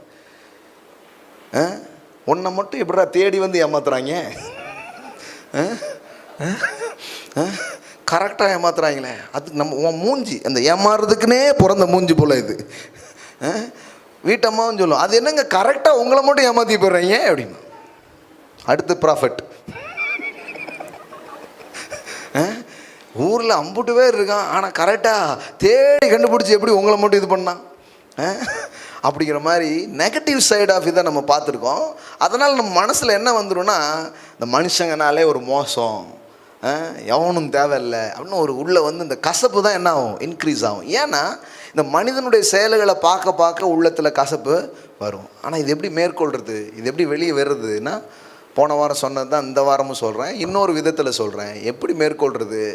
தேவனுடைய செயலை நீங்கள் கவனிச்சிங்கன்னா மனிதனுடைய செயல் மறக்கடிக்கப்பட்டு போகும். ஆமென். தேவனுடைய செயல் என்ன? இதெல்லாம் பாருங்கள், இவங்கெல்லாம் பாதிக்கப்பட்டவங்க தான். யோபுவாக இருக்கட்டும், ரூத்தாக இருக்கட்டும், வேதாகம மனிதர்கள் எல்லாருமே எங்கேயோ ஏதோ ஒரு விதத்தில் பாதிக்கப்பட்டிருக்கிறாங்க, உடைக்கப்பட்டிருக்கிறாங்க, நொறுக்கப்பட்டிருக்கிறாங்க, அவமானப்படுத்தப்பட்டிருக்கிறாங்க, இழந்திருக்கிறாங்க. சில பதில் தெரியாத சில விஷயங்கள் அவங்க வாழ்க்கையில் நடந்திருக்குது. அது தெரியல, கொஞ்சம் தெரியுது, கொஞ்சம் தெரியல.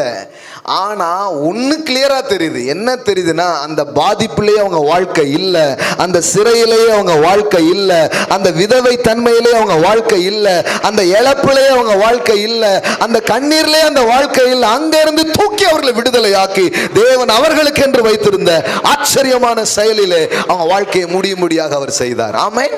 அப்போ உங்க வாழ்க்கைய மனிதனுடைய செயல்ல உங்க வாழ்க்கை முடியாது, தேவனுடைய செயல்ல உங்க வாழ்க்கை முடியும். ஆமென். நான் சொல்றேன், அவர் செயலை யோசிங்க. அவர் எனக்கு என்ன செய்ய முடியும்னு யோசிங்க. இவன் இப்படி பண்ணிட்டானேன்னு யோசித்தீங்கன்னா டென்ஷன் ஆகும். ஆனால் போன வாரம் சொன்னது தான், நீங்கள்லாம் சேர்ந்து இயேசுவை கொலை பண்ணீங்க, ஆனால் பிதா அவரை எழுப்பிட்டார்.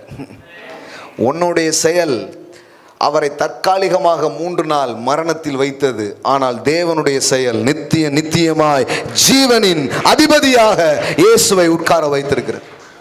அதனால தான் சொல்லிட்டாரு, ஆதியாகமத்திலே சொல்லிட்டார், நீ அவர் குதிங்கால என்ன பண்ணுவ, கொஞ்சம் டேமேஜ் பண்ணுவேன், ஆனால் அவர் உன் தலையே நசுக்குவார்.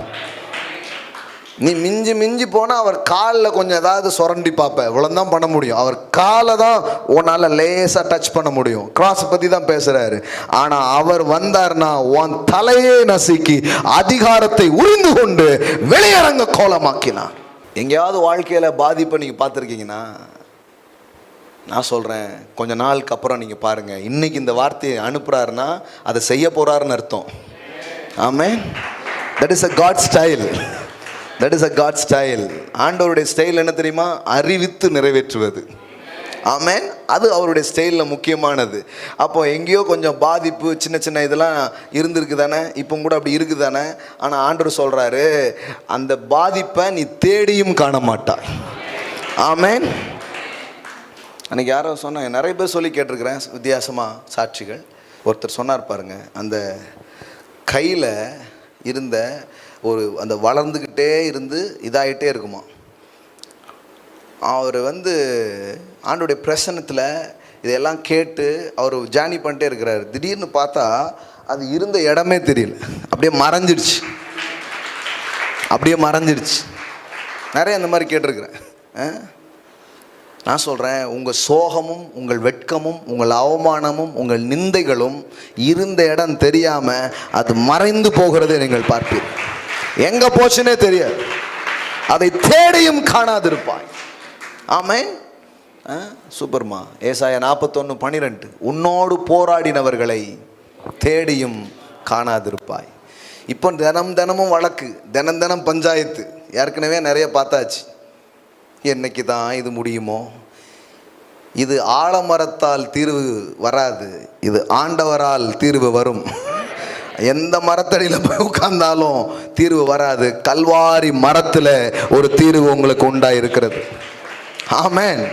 உன்னோடு போராடினவர்களை தேடியும் காணாதிருப்பாய். உன்னோடு யுத்தம் பண்ணின மனுஷர் ஒன்றுமில்லாமல் இல் பொருள் ஆவார். That means nothing. அவங்க ஒன்றுமில்லாமல் அப்படின்னா என்ன? இது யாரோ மனிதனுக்கு எதிரான சிந்தனைகள் அல்ல, இது உங்களுக்கு தீமை செய்யும்படி சில மனிதர்கள் போட்ட திட்டங்கள், சில நாச சதி காரியங்கள் ஒன்றுமில்லாமல் போகிறதை நீங்கள் பார்ப்பீர்கள். ஆமென். அப்போ தேடியும் காணாதிருப்பாய். எல்லாம் சொல்லுங்க, தேடியும் காணாதிருப்பாய். நான் சொல்கிறேன், இந்த பஞ்சம் வறுமைன்னு ஒன்று இருக்காது நம்ம வீட்டில். இப்போ எங்கேயாவது இருக்காப்பா? இல்லை. அவன் கூடாரத்தை விசாரிக்கையில் அதில் குறைவு ஒன்றையும் காண மாட்டீர்கள். உங்கள் வீட்டுக்குள்ளே வந்தால் வெறும் செழுமை மட்டும்தான் இருக்கும். இந்த பகைமை, வெறுப்பு, கசப்புன்னே சொல்லிட்டு இருந்தப்பா, இப்போ பார்த்தா எப்படி இருக்குது? என் அலங்கத்துக்குள் சமாதானமும் என் அரண்மனைக்குள் சுகமும் இருக்கிறது. ஆமென். என்ன என் வீடு அப்படி ஆயிடுச்சு? ஆமாம், அப்படி ஆயிடுச்சு. சுகமும் சமாதானமும் நிறைந்த வீடு. எப்போ பார்த்தாலும் வியாதி, எப்போ பார்த்தாலும் ஏதோ ஒரு சரீரத்தின் பிரச்சனைகள். ஆனால் சொல்றாரு, வாதை உன் கூடாரத்தை அணுகாது. அப்படின்னா என்ன அர்த்தம்னா, இதெல்லாம் இந்த நோய், மாத்திரை, மருந்து தேடியும் நீங்கள் காண மாட்டீர்கள். ஆமென். தேடியும் காண மாட்டீர்கள். சில பிரச்சனைகள், சில அவமானங்கள், சில ஃபோன் கால்ஸ், நான் சொல்றேன், அது இல்லாமலே போகிற நாட்கள் உங்களுக்கு வருகிறது. ஆமென். அது அப்படியே உங்க வாழ்க்கையை விட்டு நீங்கி போகிறது.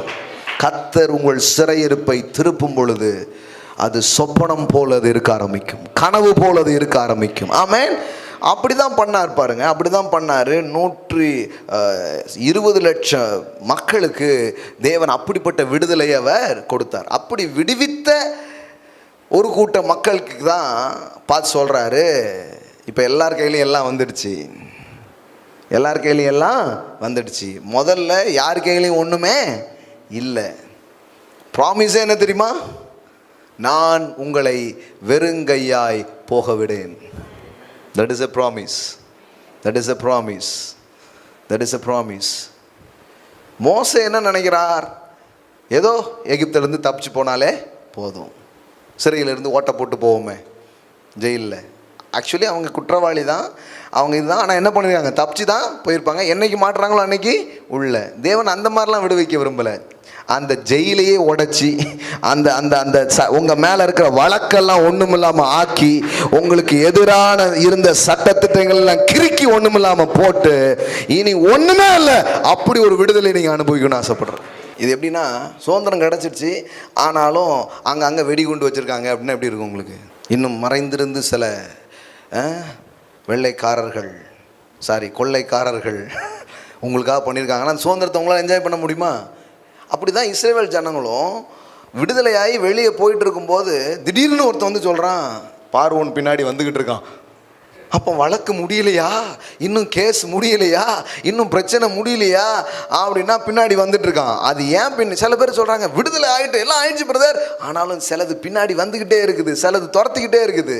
ஏன் அது வருதுன்னா, அவன் அங்கே இருக்கிறான்னா என்னைக்கு வேணாலும் பயம் மனசில் இருக்கும். இப்போ ஒரு காட்சி நடக்க போகுது, இப்போ ஒரு விஷயம் நடக்க போகுது. துரத்திட்டு வருகிற இந்த பார்வோனின் ரதமும் அவன் சேனையும் இந்த செங்கடலிலே மூழ்குவதை உன் கண்கள் காண போகிறது. அடுத்த நாள் காலையில் இஸ்ரவேலர்கள் எழுந்திருந்து பார்த்தா வேதவசனம் சொல்லுது, அங்கே பாருங்க, ஜலம் திரும்பி வந்து ரதங்களையும் குதிரையையும் அவன் பின்னாக சமுத்திரத்தில் பிரவேசித்திருந்த பார்வோனுடைய இராணுவம் அனைத்தையும் மூடிக்கொண்டது, அவர்களில் ஒருவனாகிலும் தப்பவில்லை. அடுத்தால போடுங்க, இஸ்ரவேல் புத்திரரோ சமுத்திரத்தின் நடுவாக வெட்டாந்தரை வழியாய் நடந்து போனார்கள். அவர்கள் வலது புறத்திலும் அவர்கள் இடது புறத்திலும் ஜலம் அவர்களுக்கு மதிலாக, பாருங்க, இவங்களுக்கு மதில் மாதிரி நின்றுச்சான், இவங்களுக்கு அது எப்படி இருந்துதான் மதில். இது இது இவங்களை மூழ்கடிக்கும்படியா இல்லை, இவர்களுக்கு அரணாக நின்றுச்சான். பாருங்க என்ன போட்டிருக்கு பாருங்க, இவ்விதமாய் கர்த்தர் அந்நாளிலே இஸ்ரவேலரை எகிப்தியரின் கைக்கு தப்புவித்து ரட்சித்தார். கடற்கரையிலே எகிப்தியர் செத்து கிடக்கிறதை இஸ்ரவேலர்கள் கண்டார்கள். ஏன் இந்த காட்சி? சம்மந்தம் இல்லாமல் டைரக்டர் இந்த சீனை ஏன் வச்சார் அப்படின்னா, சில காட்சி அமைப்புகள் ரொம்ப முக்கியம். எடிட்டிங் அப்படின்ட்டே இருக்குது பார்த்தீங்களா? அப்போ வந்து சில காட்சிகள் வந்து ரொம்ப முக்கியம். அந்த காட்சி ரொம்ப, பைபிள் வந்து அப்படிப்பட்டது.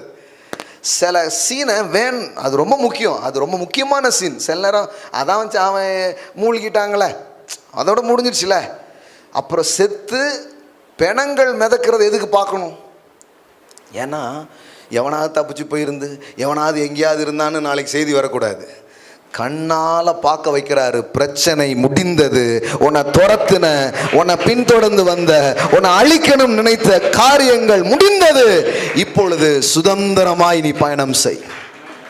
ஆண்டவருடைய மனசை தான் நீங்கள் இதில் பார்க்கணும், அவருடைய இருதயத்தை தான் பார்க்கணும். சும்மா விடுவிச்சு மட்டும் அனுப்பிச்சிட்டா, என்ன பின்னாடி ஏதோ ஒன்று வருது, நாளைக்கு வேற ஏதாவது சத்தம் கேட்டால் அவன் தான் இருக்கும் அப்படிமா. சில நேரம் பார்த்துக்கிங்களா,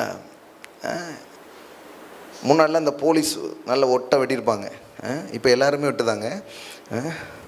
இல்லை போலீஸ்லாம் இப்போ ஃபங்க் வைக்கலாம்னு நினச்சிட்டாங்கன்னு நினைக்கிறேன்.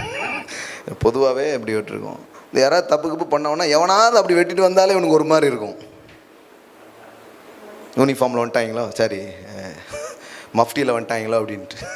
அது மாதிரி யாரையாவது பார்த்தா அந்த எகிப்தியன் தான், இந்த இதுதான். அந்த பழைய காரியத்தின் பாதிப்பு கூட தன் ஜனத்துக்கு இருக்கக்கூடாது என்று அதை முடிவுக்கு கொண்டு வந்தார். நான் இன்னைக்கு காலையில் டிக்ளேர் பண்றேன், சில காரியங்களை தேவன் உங்கள் வாழ்க்கையில முடிவுக்கு கொண்டு வருகிறார். இனி அதை தேடியும் நீங்கள் காண மாட்டீர்கள். எங்க போச்சுன்னே தெரியலங்க. என்னை துரத்தின பார்வோனின் ரதத்தின் சத்தங்கள், என்னை துரத்தின எகிப்தியர்களின் அந்த சத்தங்கள் என் வாழ்க்கையில இல்லாமல் போகிறது. என்ன ஒரு ப்ராமிஸ் பாருங்க, தேடியும் காணாதிருப்பாய். யாராச்சும் இருக்கீங்களாப்பா என்னை அழிக்கிறதுக்கு, என் வாழ்க்கையை கெடுக்கிறதுக்கு அப்படின்னு பேசுனீங்கன்னா சத்தமே வராது. ஏன்னா எல்லாமே முடிஞ்சிருக்கு. ஆமென். போய் சொல்லு என் ஜனங்க கிட்ட, போர் முடிந்தது. The war is over. The war is over. இன்னைக்கு காலையில உங்க உள்ளம் சந்தோஷப்படட்டும், உங்க உள்ளம் இளைப்பாறட்டும். The war is over. ஏசாயா 41 இதை படிக்கிறோம். ஆனா ஏசாயா 40 போடுங்க. ஏசாயா 40 1 2 போடுங்க. ஏசாயா 40. என் ஜனத்தை ஆற்றுங்கள், என் ஜனத்தை தேற்றுங்கள். எருசலேமுடன் பட்சமாய் பேசி அதன் போர் முடிந்தது என்று. எருசலேம்கிட்ட போய் என்ன சொல்லுமா? பேர் தான் எருசலேம், ஜெருசலோம். அந்த ஷலோம் பேர் என்னதுதான், ஊருக்கு பேர் என்னது? சமாதானம். ஆனால் சமாதானம் இல்லை. சில சொல்லுவாங்க, எனக்கு போய் இந்த பேரை வச்சுருக்காங்க பாருங்க, என் பேருக்கு எதுக்கும் ஏதாவது சம்மந்தம் இருக்கா? அந்த மாதிரி பேருக்கு எதுக்கும் சம்மந்தம் இல்லாமல் இருக்கும். அப்படிதான் நகோமி சொல்கிறா, எனக்கு எதுக்கு நகோமின்னு பேர் வச்சுக்கிட்டு, மாறாள்னு வைங்க. நகோமினா இனியவள் அப்படின்னு அர்த்தம். இனியவள், என்னை பார்த்தா இனியவளாக இருக்குது, மகிழ்ச்சிக்குரியவளாவா தெரியுது. அதனால் எனக்கு பேர் என்ன பண்ணிடுங்க, கசட்டில் கொடுத்து மாற்றிடுங்க பேரை. ஆமாம், இனிமேல் எனக்கு என்ன தான் பேர் வைக்கணும்? மாறாள் தான் என் பேர் அப்படின்ட்டு. ஆனால் பாருங்கள், தேவன் உங்களுக்கு வச்சது தான், அதை மாற்ற மாட்டேன். ஒருவேளை பேருக்கு ஏற்ற மாதிரி இன்னைக்கு வாழ்க்கை இல்லாமல் இருக்கலாம், ஆனால் அதுக்கு ஏற்ற மாதிரி நான் கொண்டு வருவேன். அதுக்கு ஏற்ற மாதிரி உன் வாழ்க்கையின் காரியங்கள் நடக்கும். ஆமென். ஆமாம், என்ன முனைப்போடு அந்த பேரை வச்சிங்க, என்ன மாதிரி விசுவாசத்தோடும் புரிதலோடும் வச்சிங்க, அதை அவர் உறுதிப்படுத்துவார். ஆமென். கண்டிப்பாக செய்வாருங்க. அப்போ போர் முடிந்தது. ஆமென். என்ன சொல்லுங்க? War is over. ஆமென். போர் முடிந்ததுன்னு போய் சொல்லு. ஏன்னா இது புரியணும். இது மனசுக்குள்ள புரிஞ்சாதான் அவன் இளைப்பாறுதலோடு என்ன பண்ண போகிறான், வாழ போகிறான். என்ன சொல்கிறாரு? பயப்படாத. மனுஷன் வாழ்க்கையில் அதை பண்ணி இதை பண்ணி இதெல்லாம் செஞ்சு ஒரு மாதிரி ஆயிருந்தா கூட ஆண்டு சொல்கிறாரு, போர் முடிந்தது. எருசலேமோட நான் பேசுகிறேன். பேர் தான் அதுக்கு பேர் எருசலேம், சமாதானம் பேர். ஆனால் என்ன தான் நடந்துக்கிட்டு இருக்கு? ஒரே யுத்தம் தான் நடந்துகிட்ருக்கு. இப்போ நான் சொல்கிறேன், எருசலேம்னா இப்போ இருக்கிற எருசலேமை பற்றி சொல்ல, உங்களை பார்த்து தான் சொல்கிறார். உங்களை பார்த்து தான் சொல்கிறாரு, போர் முடிந்தது. ஆமென். The war is over. சில பிரச்சனைகள் நீங்கள் சொன்னதை இனிமே பார்க்கவே மாட்டீங்க. ஆமென். பார்க்கவே மாட்டீங்க, பார்க்கவே மாட்டீங்க. இயேசுவின் வலிமை உள்ள நாமத்தினாலே இன்னைக்கு காலையில் இந்த வார்த்தை கேட்கிற ஒவ்வொரு பிள்ளைகளுடைய வாழ்க்கையில் எந்த காரியங்களை குறித்து அவர்கள் போராடி கொண்டிருக்கிறார்களோ, எந்த காரியங்கள் அவர்களை பின்தொடர்ந்து கொண்டிருக்கிறதோ, அது முடிவுக்கு வருவதாக நான் டிக்ளேர் பண்ணுறேன். அந்த வெட்கம் முடிவுக்கு வருவதாக, அந்த அவமானம் முடிவுக்கு வருவதாக, அந்த நிந்தை முடிவுக்கு வருவதாக, அந்த நோய் முடிவுக்கு வருவதாக. ஆமென். ஆரோக்கியபுரம் என்று அழைக்கப்படுவீர்களாக. ஆமென். ஒரே வியாதிங்க, ஒரே எப்போ பார்த்தாலும் ஏதோ ஒரு நோய் இருக்கக்கூடாது, இருக்கக்கூடாது.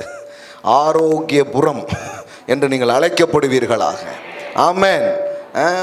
ஒரு நோய் கூட உங்கள் பாடியில் இருக்கக்கூடாது. ஏன்னா நீங்கள் அதை நீங்கள் பார்க்கலாம். அந்த 20 லட்சம் அந்த மக்களுக்குள்ளே வேதவசனம் சொல்லுகிறது, அவர்கள் கோத்திரத்தில் பலவீனப்பட்டவன் ஒருவனும் இருந்ததில்லை. எல்லாம் சொல்லுங்க, ஒருவனும் இருந்ததில்லை. ஆமென். நீ காலையில் நம்புறீங்களா? உங்கள் பாடியில் எந்த நோயும் இருக்க முடியாது. இந்த மூமெண்ட் நான் டிக்ளேர் பண்ணுறேன். I declare in the mighty name of Jesus. இந்த இடத்துல நான் டிக்ளேர் பண்ணுறேன், இந்த இடத்துல எந்த நோயோடு நீங்கள் இருப்பீங்கன்னா, ஒருவேளை அதை பார்த்துட்டு இருக்கிறவங்க எந்த நோயோடு இருப்பீங்கன்னா, இப்போ நான் டிக்ளேர் பண்ணுறேன், இயேசு செய்து முடித்த செயலினால் வருகிற தெய்வீக சுகத்தை உச்சம் தலையிலிருந்து உள்ளம் கால் வரை எந்த நோயோடு நீங்கள் போராடுகிறீர்களோ அந்த நோய்க்கு எதிராக நான் பேசுகிறேன். தேடியும் காணாதிருப்பாய் என்ற வார்த்தையின்படி அந்த நோய்கள் மறைவதாக. Be healed in the mighty name of Jesus. Be healed in the mighty name of Jesus. சுகம் உண்டாவதாக நான் டிக்ளேர் பண்றேன். ஆமென். இப்போது உங்கள் சரீரத்தை விட்டு அது விலகுவதாக நான் சொல்லுகிறேன். அந்த கட்டிகள், அந்த வேதனைகள், அதற்கான எந்த காரியங்களாக இருக்கலாம். ஒருவேளை உங்களுக்கு சம்பந்தப்பட்டவங்க வேற எங்கேயாவது இருந்தா அவங்களுக்காக இப்போ பிலீவ் பண்ணுங்க, அவங்களுக்காக இப்போ விசுவாசிங்க. இப்போ நான் சொல்றேன், இயேசுவின் நாமத்தினால எங்கேயோ இருக்கிற உறவுகளுக்குள்ள இருக்கிற சில வியாதிகள், சில பிரச்சனைகள், சில நோய்கள் மரித்து உயிரோடு எழும்பின இயேசுவின் நாமத்தினால அந்த வியாதிகளை தேடியும் அவர்கள் காணாதிருக்கட்டும். திடீர்னு அந்த கட்டிகள் மறைந்து போவதாக, அந்த கேன்சர் மறைவதாக, அந்த கொரோனா வைரஸ் மறைவதாக, அந்த அந்த அந்த அந்த அந்த பாதிப்பு எந்த உடம்புல எந்த விதத்தில் இருந்தாலும் அது மறைவதாக நான் சொல்லுகிறேன். ஹல்லேலூயா. தேடியும் காணாதிருப்பாய், அது அப்படியே டிஸப்பியர் ஆகட்டும். சில கடன்கள் டிஸப்பியர் ஆகட்டும் இயேசுவின் நாமத்தினாலே. I speak the supernatural debt cancellation. ஹல்லேலூயா. இயற்கைக்கு அப்பாற்பட்ட விதத்தில் எப்படியே இந்த கடன் எனக்கு இல்லாம போச்சு, இந்த கடன் எப்படி என் வாழ்க்கையை விட்டு போச்சுன்னு தேர்னா கூட அந்த வட்டி கடன்களும் அந்த காரியங்களும் இல்லாதபடிக்கு எல்லா டெப்டும் அப்படியே டிஸப்பியர் ஆவதாக இயேசுவின் நாமத்தினாலே. கடன் இல்லாத வாழ்க்கையை நான் டிக்ளேர் பண்றேன். கடன் இல்லாத வாழ்க்கையை நான் டிக்ளேர் பண்றேன். ஆமென். தேடுனா கூட அதை பார்க்க மாட்டீங்க, தேடினா கூட பார்க்க மாட்டீங்க. எங்கே போச்சுங்க, எங்கே போச்சுங்கன்னே தெரில, எங்கே போச்சுன்னே தெரில, எப்படி போச்சுன்னே தெரில. நான் சொல்கிறேன், தேவனுடைய செயலால் அது மறைந்து போவதாக. ஆமென். சில சில சில இடங்கள்லாம் சொல்கிறாங்க மர்மமான இடம் அப்படின்ட்டு. அதை போனால் அந்த ஆள் காணாமல் போயிடுவாங்க, அதில் போனால் அந்த கப்பல் காணாது, அதில் போனால் ஏதோ ஒன்று அந்த இடத்துல ஒரு சுழற்சியோ ஏதோ ஒன்று அப்படி அதை பற்றினா ஆராய்ச்சி பண்ணிட்டு இருப்பாங்க. என்ன ஆச்சுன்னே தெரியல. ஒரு விமானம் அப்படி போச்சுங்க காணுங்க, கப்பல் போச்சுங்க, மர்ம பகுதிகளுங்கிறாங்க. நான் சொல்ல உங்கள் பிரச்சனை அப்படி மர்மமானது, மர்மமாக இருக்குதுங்க.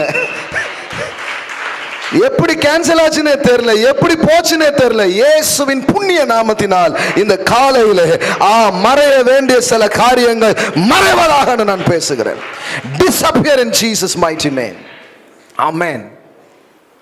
அது நான் ஒருவேளை சில விஷயத்தை மென்ஷன் பண்ணாமல் இருக்கலாம், ஆனால் நீங்க மென்ஷன் பண்ணுங்க, அந்த காரியத்தை மென்ஷன் பண்ணுங்க. ஆண்டவரே, இது என் வாழ்க்கையில் இருக்கக்கூடாது, நான் தேடினா கூட இருக்கக்கூடாது.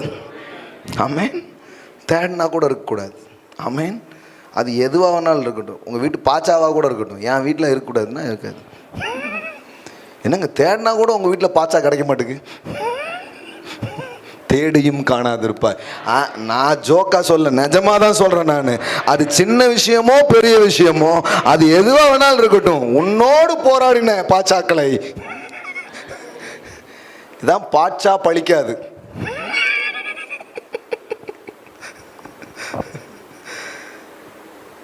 தேவனுடைய செயலை நான் பேசுகிறேன். இன்னைக்கு காலையில் உங்கள் வாழ்க்கையில் மனிதனுடைய செயலால் நீங்கள் சோர்ந்து போயிருக்கலாம், மனிதன் குத்துன அந்த காயங்களால் நீங்கள் வேதனையோடு நீங்கள் இருக்கலாம்.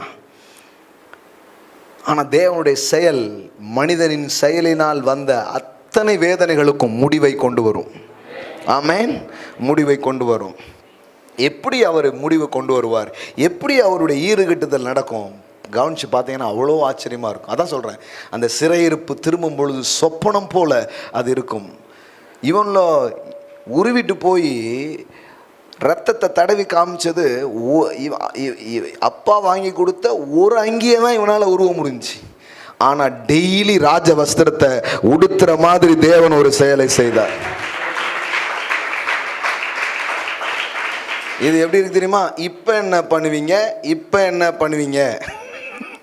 ஆண்டவர் பிசாசுக்கும் உங்களுக்கு எதிராக செயல்படுகிற எல்லாத்துக்கும் இப்படி தான் பண்ணுவார். டே ஒன்றை தானே உருவினேன், இப்போ இந்த இந்த ஒரு இந்த இந்த ரூம் முழுவதும் ட்ரெஸ் தான்டா, எத்தனை உருவீங்கன்னு பார்க்கலாம்டா. ரூம் முழுவதும் உடை தான், எத்தனை நீ உருவுதன்னு பார்ப்போம். உருவி உருவி நீ டயர்ட் ஆயிடுவேன். நான் உடுத்தி விற்கிறவராக நான் இருக்கிறேன். அவன் டயர்டாகி போயிடுவாங்க. பைபிள் அப்படியே போட்டிருக்குது, உங்கள் சத்துரு டயர்டாகி போயிடுவான். நம்ம ரெஃப்ரெஷ்மெண்ட்டுக்கு எங்கேயாவது குத்தாலம் போய் ஃப்ரெஷ் ஆகிட்டு வரும். ஏன்னா இவங்க கூட போராட நம்மளால முடியாது. அப்படிதான் போட்டிருக்குது. பிசாசு சில காலம் அவரை விட்டு விலகி போனான். அப்படின்னா என்ன அர்த்தம்? முடியலடா சாமி. அதான் சாமி கிட்ட வச்சுக்க கூடாது. அப்படியே இருக்குதுங்க வேதவசனம். சில காலம் அவன் அவரை விட்டு வேலைக்கு போனான். முடியல எனக்கு. என்ன பாருங்க, லூக்கா 4:13 பாருங்க. இப்படி ஒரு வசனம் படிச்சிருக்கீங்களா? பிசாசானவன் சோதனைகள்லாம் முடித்த பின்பு என்ன, எல்லாத்தையும் பண்ணிட்டேன், ஒன்றும் வேலைக்கு ஆக மாட்டுக்கு, நம்ம போய் நான் எங்கேயாவது ட்ரைனிங் எடுத்துட்டு வரேன். அந்த மாதிரி ஒரு டயர்ட்னஸை உங்களை சுற்றிலும் வருகிற காரியங்களுக்கு உண்டாகிறத நீங்கள் பார்ப்பீங்க. என்னெல்லாமோ பண்ணி பார்த்துட்டேன், ஒன்றும் முடியல, நம்ம நடைய கட்ட வேண்டியதான். இனிமே இன்னைக்கு நட கட்டப்படுகிறதுன்னு நான் உங்களுக்கு சொல்லுகிறேன். ஆமென். இன்னைக்கு நடைய கட்டிட்டு போகுது சில காரியங்கள், சில தாக்கங்கள் அப்படி நடக்கிறது உங்கள் வாழ்க்கையில். சில காலம் அவரை விட்டு விலகி போனான். அவன் வேற ஏதாவது வாய்ப்பு அடுத்தால கிடைக்குமான்னு என்ன பண்ணிட்டானா, போயிட்டானா. எங்கே கிடைக்க வாய்ப்பு இல்லை ராஜா. அதனால தான் சீசர்களுக்குள்ளே ஏதாவது பண்ணலாமான்னு ட்ரை பண்ணிட்டு இருந்தான். ஏன்னா இவர்கிட்ட ஒன்றுமே பண்ண முடியல அப்படின்ட்டு. உங்கள் சோதனை காலம் முடியுது. ஆமென். சோதனைகள் முடிகிறது. எப்போவுமே சோதனையிலேயே வாழ்க்கை போகும் நினைக்காதீங்க. ஆமென். அது ஒரு டைம் தான் வாழ்க்கையில். ஆனால் எப்போவுமே சோதனையிலேயே வாழ்க்கை இருக்காது. வாழ்க்கை சாதனையில் இருக்கும், வாழ்க்கை உயரங்களில் இருக்கும், வாழ்க்கை வெற்றிகளில் இருக்கும். எப்போவுமே இயேசு சிலுவையில் தொங்கிக்கிட்டு அடி வாங்கிட்டே இல்லைங்க. அது ஒரு 3 மணி நேரம் தான். ஆனால் இனி முக்காலமும் அவர் ஸ்தோத்தரிக்கப்படுகிறவராக இருக்கிறார். ஆமென். மனுஷன் கொண்டு வர்ற டேமேஜ், பிசாசு கொண்டு வர்ற பாதிப்புங்கிறது இட்ஸ் அ டெம்பரல் திங்ஸ்.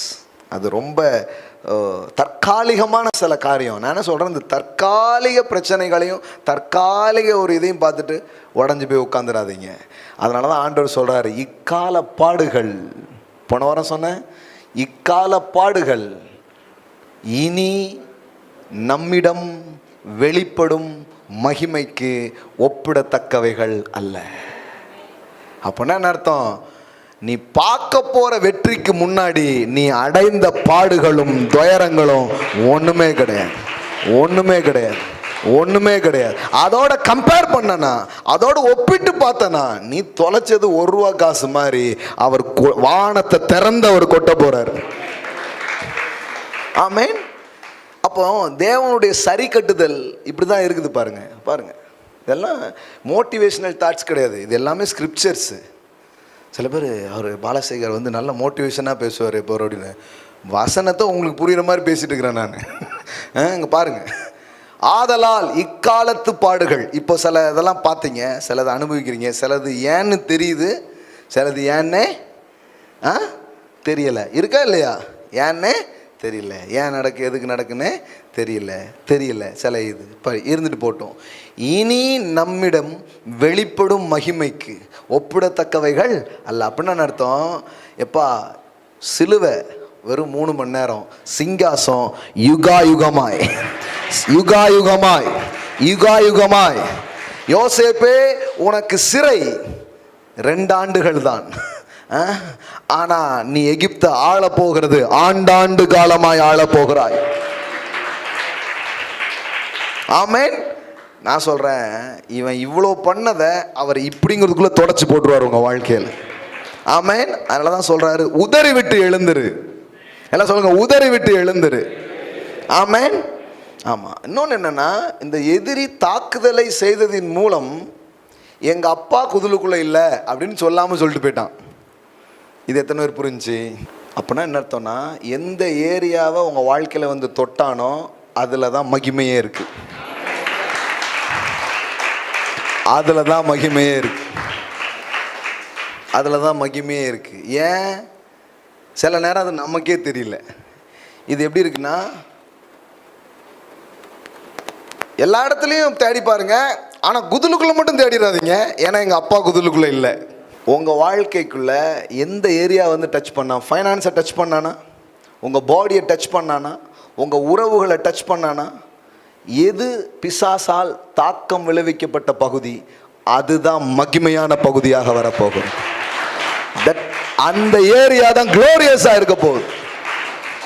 உங்க திருமணத்துல பாதிப்பா? நான் சொல்றேன், யாரும் வாழாத அற்புதமான திருமண வாழ்க்கையை நீங்க வாழுவீங்க.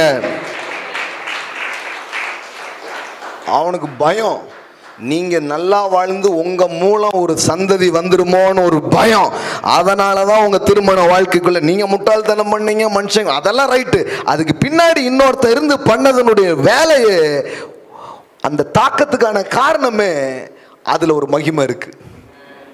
அதுல ஒரு மகிமை இருக்கு. அதில் ஒரு மகிமை இருக்கு. இதை தான் ப்ரொஃபெட்டிக்கல் கண்ணோட்டத்தோட, தீர்க்க தரிசன கண்ணோட்டத்தோட பார்க்கணும். பார்த்தீங்கன்னா தான் வாழ்க்கையை கரெக்டாக பார்ப்பீங்க. ஏன் என் வாழ்க்கையில் இந்த ஏரியாவில் டேமேஜ்? ஏன்னா அங்கே வந்து நீங்கள் டேமேஜ் தான் பார்க்குறீங்க. ஆனால் நான் அதில் என்ன பார்க்குறேன்னா, பெரிய டேம் இமேஜை பார்க்குறேன். It's not damage, it's the dam image. Amen. அதுதான் ஊற்றின் இடம். ஆமேன். எந்த ஏரியாவை தொட்டான், எது மேல கை வச்சான், எந்த ஏரியா தாக்குதலுக்குள்ளாச்சு, எந்த ஏரியா பாதிப்பாச்சு, நான் சொல்றேன் அந்த பாதிக்கப்பட்ட இடம்தான் உங்க வாழ்க்கையில நீங்கள் வெற்றியை பார்க்கிற இடமாக இருக்கு. இந்த கடல்ல தாங்க எனக்கு மீன் கிடைக்காம தோத்து போய் நான் வந்தேன். ஏன்னா அதுல தான் இதுவரை பிடித்திராத மீனை நீ பிடிக்க போற. விளங்குச்சுங்களா உங்களுக்கு? இது இப்படியே பாருங்க, உங்களுக்கு பைபிளே வேற மாதிரி தெரியும். யாரெல்லாம் என்ன எஃபெக்ட் அவங்க வாழ்க்கையில, என்ன எதிர்மறை எஃபெக்ட் வருதோ அதுதான் அவங்க ஏறி போறதுக்கான காரியமா இருக்கு. தலைவன் ஆகணும், அவன் தான் ஓடி போயிருந்தான், ஓட வச்சிடறான் எவனை. அப்புறம் ஆண்டவர் கூப்பிட்டு சொல்றாரு, எந்த மோசேயை இவர்கள் வேண்டாம் என்று தள்ளினார்களோ அந்த மோசேயை இவர்களுக்கு தலைவனாக நான் அனுப்பி வைக்கிறேன். ரொம்ப தள்ளப்பட்டிருக்கீங்களா? அப்ப நீங்க லீடரு. ஹலோ, ஓட ஓட என்ன விரட்டிட்டாங்க. அப்பந்தான் நீங்க ஒய்யாரமா உட்கார போற ஆளு. You are the leader. Bible ஃபுல்லா பாருங்க, தலைவர்கள்னா அவங்க கொஞ்சம் ஓடுவாங்க. மோசே ஓடி போய் வனாந்தரத்தில் உட்காந்துருக்கான், அவன் தான் பெரிய லீடர். தாவீது போய் வனாந்தரத்தில் போய் உட்கார்ந்துருக்கிறான், அவன் தான் பெரிய தலைவர். அப்போனா இதெல்லாம் அடையாளங்களுங்க. It's a prophetical sign. இது என்ன மாதிரி வார்த்தை பாருங்க. வாவ் ஃபாதர், உன்னை அதிகாரியாகவும் நியாயாதிபதியாகவும் ஏற்படுத்தினவன் யார் என்று சொல்லி மக்கள் அவர்கள் மறுதலித்திருந்த இந்த மோசையை தானே இவங்க ரிஜெக்ட் பண்ணாங்கல்ல. நீ எவனை ரிஜெக்ட் பண்ணி அவனை நான் செலக்ட் பண்ணிட்டேன். உலகம் வந்து you are rejected அப்படின்னு சொல்லும்போது பரலோகம் சொல்லுது you are selected, you are appointed. இங்க ரிஜெக்ட் ஒண்ணு அங்க நடக்குது, எக்ஸாம்பர் அப்பாயின்மெண்ட் ஆடுற அங்க அப்பதான் பிரிண்டே நடக்குது, அங்க பிரிண்டே நடக்குது. அன்னைக்கு ஒருத்தருடைய வரலாறு படிச்சு பார்த்தேன். அந்த இன்டர்வியூல அவருக்கு வேலை கிடைக்கல. கடைசியில் பார்த்தா அந்த நிறுவனமே அவர் கையில் வர்ற மாதிரி ஒரு பெரிய ஆளாக அவர் மாறி இருக்கிறார். ஏன்னா நீ வேலைக்காரனா இருந்தா உனக்கு வேலை கிடைச்சிருக்கும், நீ தலைவனா இருக்கிறதுனால தான் உனக்கு வேலை கிடைக்கல. ஹலோ, பாருங்க, அவர்கள் மறுதலித்திருந்த இந்த மோசையே தானே, எல்லாம் சொல்லுங்க, இந்த மோசையே தானே. யார் உங்களை மறுதலிச்சா, யார் உங்களை ரிஜெக்ட் பண்ணா, அந்த ஏன் இதெல்லாம் மென்ஷன் பண்ணுது? நல்ல கவனிங்க. அந்த மோசையே தானே தேவன் முட்செடியில் அவனுக்கு தரிசனமான தூதனால் தலைவனாகவும் மீட்பனாகவும் அனுப்பினார். எல்லாம் சொல்லுங்க, தலைவனாகவும் மீட்பனாகவும் அனுப்பினார். நீ யாருடா இந்த மோசே தேவையில்லைன்னு சொல்றதுக்கு? நீ எவனை தேவையில்லைன்னு சொன்னையோ அவன் உனக்கு தேவைப்படுற மாதிரி நான் ஒரு செயலை செய்வேன். உன் செயல் மனிதனை தள்ளி விடுகிறது, என் செயல் தள்ளப்பட்டவனை தலைவனாக்குகிறது. இங்க இருக்கிற ஸ்கூல், இங்க கத்தீட்ரல் ஸ்கூல்னு ஒன்று இருக்கு, இங்க 9th படிக்க முடியலன்னு தள்ளப்பட்ட பாலசேகர் தான் மறுபடியும் திருநெல்வேலிக்கு வந்து போதனை பண்ணிக்கிட்டு இருக்கிறேன். எந்த அளவுக்குன்னா மறுபடியும் ஸ்கூலில் அவருக்கு அட்மிஷன் கிடச்சி இப்போ படிச்சுக்கிட்டு இருக்காரு. அப்படி இல்லை, போதிப்பதற்காகவே. எந்த ஊரில் உன்னால் கற்றுக்கொள்ள கூட முடியவில்லை என்று ஓடினாயோ அந்த ஊருக்கு உன்னை போதிப்பதற்கு, உன்னை பிரசங்கம் பண்ணுவதற்கு, உன்னை வழி நடத்துவதற்கு நான் அனுப்புவேன் அப்படிங்கிறது அவருடைய செயலுங்க. இது அவருடைய செயலுங்க இன்னைக்கு காலையில். அதனாலதான் மனுஷன் அப்படி பண்ணிட்டான்னு விட்டு தொலைங்க, அவனுக்கு அவர் தான் தெரியும். நீங்கள் மன்னிப்புலாம் ட்ரை பண்ணவே பண்ணாதீங்க, இதை யோசித்தாலே மன்னிச்சிடுவீங்க. கழுதையை விட்டு தொலைங்க. பாவம், ஐயோ பாவம், எங்கே வாங்கினானோ நம்ம கொடுத்துட்டு போயிட்டான். ஜஸ்ட் ஃபர்கிவ் தம். அதான் சொல்லுது, மன்னிப்பே தேவையில்லை. இது நீங்கள் அண்டர்ஸ்டாண்ட் ஆகிட்டாங்களே மன்னிச்சிடுவீங்க. போ, உனக்கு தெரிஞ்சது நீ பண்ணிட்ட, உனக்கு தெரிஞ்சது தள்ளி விட தெரியும் தள்ளி விட்டுட்டேன், உனக்கு தெரிஞ்சது மாட்டி விட தெரியும் மாட்டி விட்டுட்டேன், உனக்கு தெரிஞ்சது குழியில் போட முடியும். கோபுரத்தில் ஒன்றால் வைக்க முடியுமா? வைக்க முடியாது. ஆனால் அவர் நீ என்னை குழியில் தள்ளினாலும் கோபுரத்தில் உட்கார வைப்பார். என்ன வார்த்தை பாருங்க. அவனை தலைவனாக, அதாவது எவனை வேண்டான்னு சொன்னியோ அவன் தான் உன்னை வழி நடத்த போகிறான். நேற்றுக்கு நம்ம பால் பிரதருடைய 2வது கடை திறப்பு விழா. ஒழுங்க ஒரு தொழில் பண்ண முடியாது, வாய்ப்பே இல்லை அப்படின்னு சொன்ன ஒரு நபர் தான். ஆனால் இன்னைக்கு பார்த்தீங்கன்னா 2வது ஒரு ஷாப் ஓப்பன் பண்ணிட்டார். ஆமென். இப்போதைக்கு சில காரியங்கள் உங்களை ரிஜெக்ட் பண்ணிட்டு இருக்குது, அது உங்கள் அடையாளம் அல்ல. ஆமென். இப்போ சில விஷயங்கள் உங்களுக்கு நடக்கலை, சில நோவை நீங்கள் கேட்குறீங்க, உடனே அதை வச்சுக்கிட்டே அதுதான் நான், எனக்கு ஏன் இப்படி ஆச்சு, நான் யாருக்கு என்ன பண்ணேன். மனிதனுடைய செயலினால் வருகிற அந்த காரியம் ரொம்ப ரொம்ப தற்காலிகமான டேமேஜஸ். எல்லாம் சொல்லுங்கள், காலை லேசாக டேமேஜ் பண்ணுறான், அவ்வளோதான். ஆனால் அவன் ராஜ்யத்தையே காலி பண்ணிட்டார். அவன் ராஜ்யமே என்ன ஆயிடுச்சு?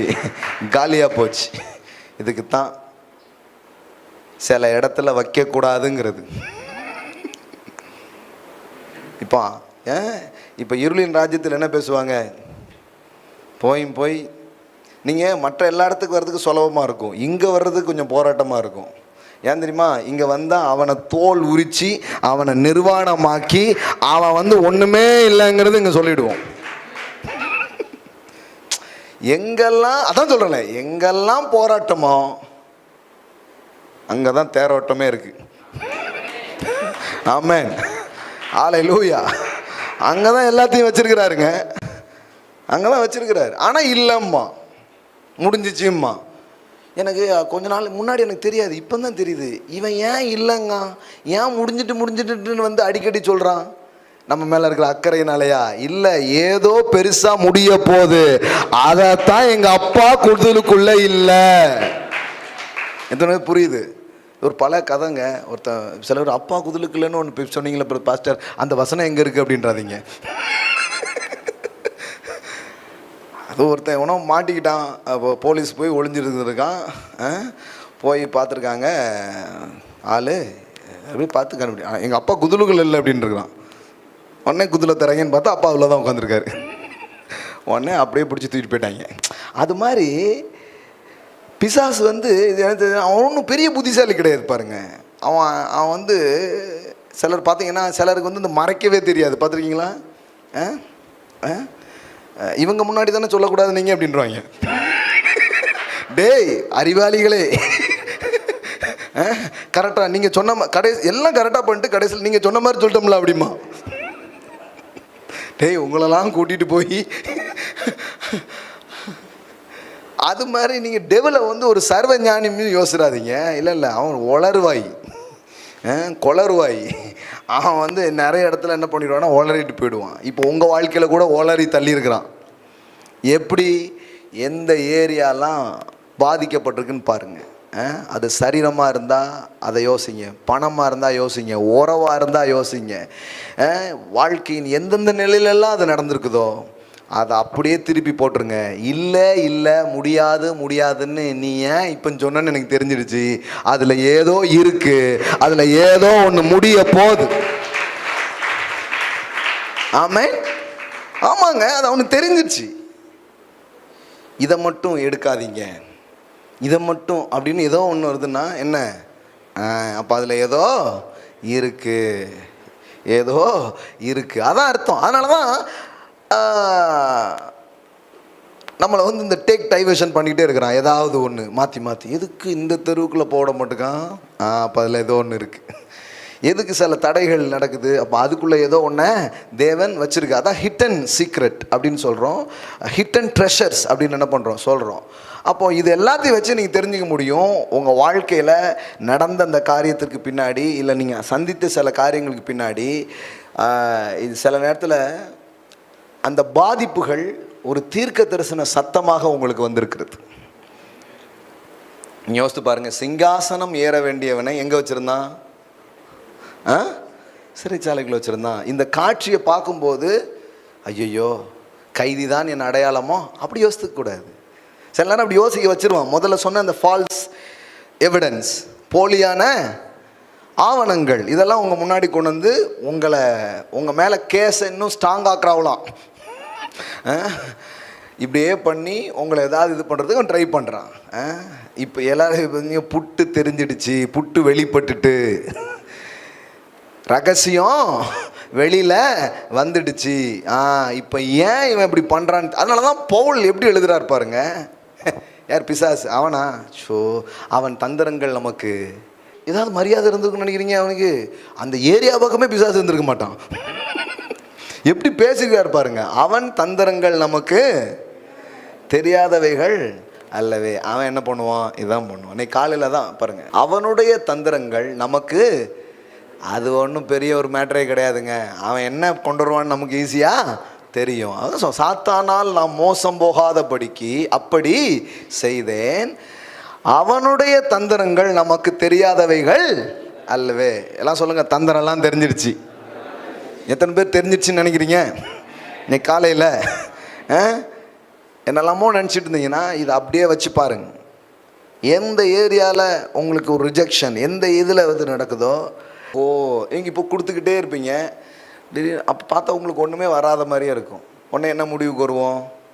சரி, கொடுத்து ஒரு பயனும் இல்லை போல. பயன் இல்லைன்னா தான் நிறைய கொடுக்கணும். ஏன்னா உங்களுக்கு தான் பெரிய ஃபினான்ஷியல் பிரேக் த்ரூஸ் நடக்க போகுது. இப்போ எதிரிக்கு என்ன வேணும்? இதான் வேணும். எந்த ஏரியாவில் நீங்கள் பெருசாக செய்யணும்னு நினைக்கிறீங்களோ அந்த ஏரியாவில் நோன்னு சொல்லி உங்களை அனுப்பணும். ஃபால்ஸ் எவிடன்ஸை காட்டணும். செத்து போயிட்டான், முடிஞ்சு போச்சு, இதாயிடுச்சு அப்படின்னு எதையாவது ஒரு சத்தத்தை, ஒரு சட்டையை, ஏதோ ஒரு தகவலை கொண்டு வந்து உங்களை நிறுத்தணும். அதுதான் அவனுடைய தந்திரமே. அதனால தான் அவன் ஏதாவது பண்ணி பார்க்குறான். இப்போ பாருங்களேன், ஏசு வந்து போயிட்டே இருக்கிறாரு. இதை சொல்லி முடிக்கிறேன். போயிட்டே இருக்கிறாரு. அப்போ புயல் வருது, காற்று வருது. அந்த போட்டு என்ன பண்ணுது? ஒரு அலக்கழிப்பு நடக்கு. இப்போது நம்ம எதுக்கு இந்த புயல், எதுக்கு இந்த காற்று? ஏசு எழுந்து நின்ற, இவங்க வேற மடிந்து போகிறோம் ஐயரே அப்படிங்காங்க. இவர் எழுந்து நின்று உங்களுக்கு விசுவாசம் இல்லையா அப்படின்லாம் சொல்லிட்டு, எது வரைக்கும் உங்கள் கூட இருப்பேன் அப்ரசண்டிகளா அப்படின்ட்டு என்ன பண்ணுறாரு? காற்று கடலையும் அதட்டுறாரு. அந்த அன்னைக்கு அவங்க அக்கறைக்கு போனார்கள். இப்படி கதையாக படிச்சிடுறோம் நம்ம. ஆனால் இது அப்படி இல்லை. இது என்னன்னா, அக்கறைக்கு போனால் ஒன்று நடக்குது. என்ன நடக்குது? அங்கே பெரிய ஒரு டெலிவரன்ஸ் இது நடக்குது. என்ன நடக்குது? ஊரையே கட்டுப்பாட்டில் வச்சிருக்கிற ஒரு ஆள் மேலே லேகியோன், அந்த பிசாசு அவன் மேலே குடியிருந்து ஊரையே அமைதியற்று ஆக்கி நிலகுலைய பண்ணிகிட்டு இருக்கிற ஒரு செயல் நடந்துகிட்டு இருக்குது. இப்போ இவர் போனால் என்ன நடக்க போகுது? விடுதலை நடக்க போகுது. அந்த ஒரு ஆள் விடுதலையானா என்ன ஆக போகுது? அந்த ஊரே விடுதலையாக போகுது. இந்த பிக் பிக்சர் பார்க்கணும், இந்த பெரிய படத்தை பார்க்கணும். அப்போ என்ன பண்ணுறது? வர்றதுக்குள்ளேயே அந்த பிரயாணத்தில் ஏதாவது ஒரு டிஸ்டர்பை கொண்டு வருவோம், கொஞ்சம் காற்றை கொண்டு வருவோம், கொஞ்சம் இதை கொண்டு வருவோம். இதெல்லாம் கொண்டு வந்தால் தலைவர் தூங்கிட்டு இருக்காரு. ஃபேனை கொஞ்சம் கூட்டுங்க. நான் காற்றை அனுப்பிச்சு கலங்க அடிக்கலான்னு பார்த்துட்டு இருக்கேன், கொஞ்சம் இன்னும் லைட்டாக பத்தலப்பா அப்படிங்காரு. ஏன்னா அவருக்கு தெரியுது இவன் என்ன வேலை பார்ப்பான் அப்படின்ட்டு. இது தெரியாமல் இங்கே கொஞ்சம் பேர் ஐயோ ஆண்டவரே மடிக்கிறோமே அப்படின்னு இங்கே கொஞ்சம் பேர் இருக்கான். டேய், அவன் எதுக்கு பண்ணிட்டு இருக்கான்னா, உங்களுக்கு புரியலையா? நீ இது வரைக்கும் எத்தனையோ இடத்துக்கு ஊழியத்து போயிருக்கிற, அப்போ ஏன் உனக்கு அந்த மாதிரி வரல? இப்போ ஏன் வருது? ஏன்னா மற்ற ஊழியத்தை விட இந்த ஊழியம் தாண்டா வெற்றிகரமான ஊழியமாக இருக்க போகுது. அப்போ எந்த ஊழியம் ரொம்ப தாக்கப்படுது, எந்த ஊழியத்தை செய்யும் போது அல்லது எந்த தரிசனத்தை நோக்கி போகும்போது சில எதிர்மறையான காற்றுகளையும் புயல்களையும் பார்க்குறீங்களோ, அதுதான் மிகப்பெரிய சரித்திரம் வாய்ந்த நிகழ்வுகளாக அது இருக்க போகிறது. இப்போ பார்த்தீங்கன்னா அந்த ஒரு ஆள் விடுதலை ஆயிட்டான். ஒரு ஆள் விடுதலை ஆன உடனே என்ன நடந்துச்சு? இயேசு சொல்றாரு, நான் செய்ததை நீ இறங்கி போய் உன் வீட்டுக்கு சொல்லு. ஆனால் வேதவசனம் சொல்லுது, அவன் தெக்கப்போலியா நாடெங்கும் பிரசித்தம் பண்ண. அப்படின்னா என்ன அர்த்தம்? இது வரைக்கும் அவன் அந்த ஒரு ஆளை வச்சு அந்த ஊரையே இது பண்ணி வச்சிருந்தான். இப்போ அந்த ஒரு ஆளை விடுவிச்சு அந்த ஊருக்கே சுவிசேஷம் போகிற மாதிரி ஒரு செயலை தேவன் செய்கிறான். இப்போ இந்த இந்த இந்த இந்த சீனை இப்படி வச்சு படிச்சாதான் தெரியும். தனியாக உட்காந்து ஏன் ஆண்டவரே காற்று அடிச்சிச்சு, ஏன் புயல் என் வாழ்க்கையில் அப்படின்னா ஒன்றுமே தெரியாது. இந்த ஹோல் சீனை இப்படி பார்க்கணும். ஏன் நகோமி வாழ்க்கையில் அந்த மாதிரி ஒரு போராட்டம்? ஏன்னா நகோமிங்கிற அந்த அவளுக்கு வருகிற அந்த இதன் மூலமாக தான் மேசியா வரப்போகிறார். ஆமென். அந்த வித்துக்களின் வழியாக தான் மேசியா என்ன பண்ண போறாரு? வரப்போகிறார். உலகத்தில் எந்த வம்சம், எந்த குலத்தை பார்க்கிலும் அதிகமாய் தாக்குதலுக்கு உள்ளான ஒரு இனம் ஒன்று இருக்கும் என்றால் அது யூத இனம். இவ்வளவு அழிவும் இவ்வளவு பேர் நஷ்டமும் வேற எந்த இனத்துக்கும் குலத்துக்கும் என்ன பண்ணதே கிடையாது, வந்ததே கிடையாது. ஹிட்லர் காலத்தில் எத்தனையோ லட்சம் பேர் ஒரே நாளில் கொல்லப்பட்டார்கள், சிதறடிக்கப்பட்டார்கள். ஏன் இவர்களுக்கு எதிராக மட்டும் இவ்வளவு போராட்டம்? ஏன்னா they will carry the divine seed, the divine assignment. இந்த முழு உலகத்திற்கும் ஏதோ தேவையான சில தெய்வீக வித்துக்களை அந்த இனம் சுமந்து வருகிறது. இப்போ நீங்கள் அதெல்லாம் விட மேலான ஆள் ஆகிட்டீங்க. அதனால தான் உங்களுக்கு இப்போ யூதர்லாம் விட்டுருதான். இங்கே யூதரை விட வேற சில வித்துக்கள், அது கிறிஸ்து வந்து செஞ்சு முடிச்சுட்டு போயிட்டாரு. இப்போ முடித்த சில விஷயம் உள்ள இருக்குது. இதுக்கு எதிராகத்தான் சில காரியங்கள் உங்கள் வாழ்க்கையில் நடந்துட்டு இருக்கு. இது கரெக்டாக புரிஞ்சுக்கோங்க. இது வெளியில் வந்துருமோன்னு அவன் பயப்படுறான். திருநெல்வேலியில் எனக்கு மட்டும் ஏன் ஹால் இல்லைன்னு சொல்கிறாங்க? ஏன்னா பட்டணத்தையே பிடிக்கிறதுக்கு ஒரு ஆள் வந்திருக்கிறாரு.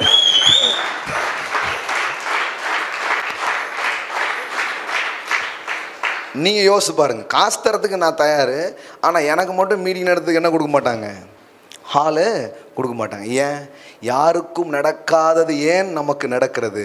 யாரும் செய்யாத ஏதோ ஒன்றை நாம் செய்யும்படியாய் வந்திருக்கிறோம். ஏன் உங்கள் பேரை கெடுக்க பார்க்கான்? ஏன் உங்களுக்கு எதிராக சில காரியம் நடக்குது? நான் இந்த வெளிச்சத்திலேருந்து பார்க்கணும். ஏன் நடக்குது? ஏன் இந்த பிஸ்னஸை விட்டு என்னை ஓட வைக்கிறான்? ஏன் இந்த ஊரை விட்டு என்னை ஓட வைக்கிறான்? ஏன் இப்படி அப்படின்னா வேற ஒன்றுமே கிடையாது. இதுக்கு பின்னாடி ஒன்று நடக்க போகுது, அதை அவன் பார்க்குறான்.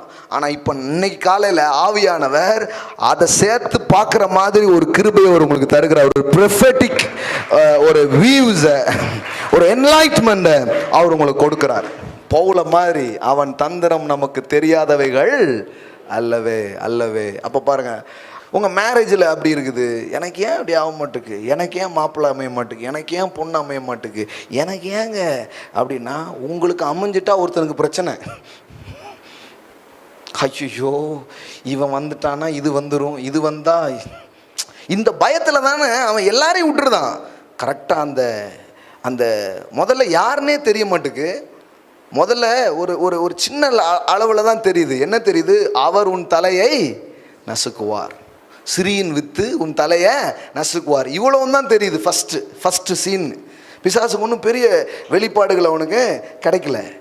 அப்போ பார்க்குறான், அவர்னா 2 பேர் பார்க்குறான், காயின் ஆபேல். இவங்க 2 பேர் தான் இருக்காங்க. இவங்க 2 பேரில் எவனோ ஒருத்தன் தான் என்ன போடுறதுக்கு வரப்போகிறான். அதனால் ஒருத்தனை வச்சு ஒருத்தனை போட்டுருவோன்னு போட்டுருதான். புரியுதுங்களா? அந்த சகோதர சண்டை. ஏன்னா என்ன அழிக்க வேணா வந்துடுவானா அப்படின்னு பார்க்குறான். இப்படி போக போக போக போக கடைசியில் பார்த்தீங்கன்னா இந்த ஆபிரகாம் அப்புறம் அவனுடைய சந்ததி இதெல்லாம் என்ன பண்ணுது, வருது. அதாவது போராட்டமே என்னென்னா இந்த வித்தை அழிக்கணுங்கிறதுக்காக தான் நடக்கிற போராட்டம். அதனால தான் நீங்கள் நோவா, இன்னும் டீப்பாக போகலாம், டைம் இல்லை.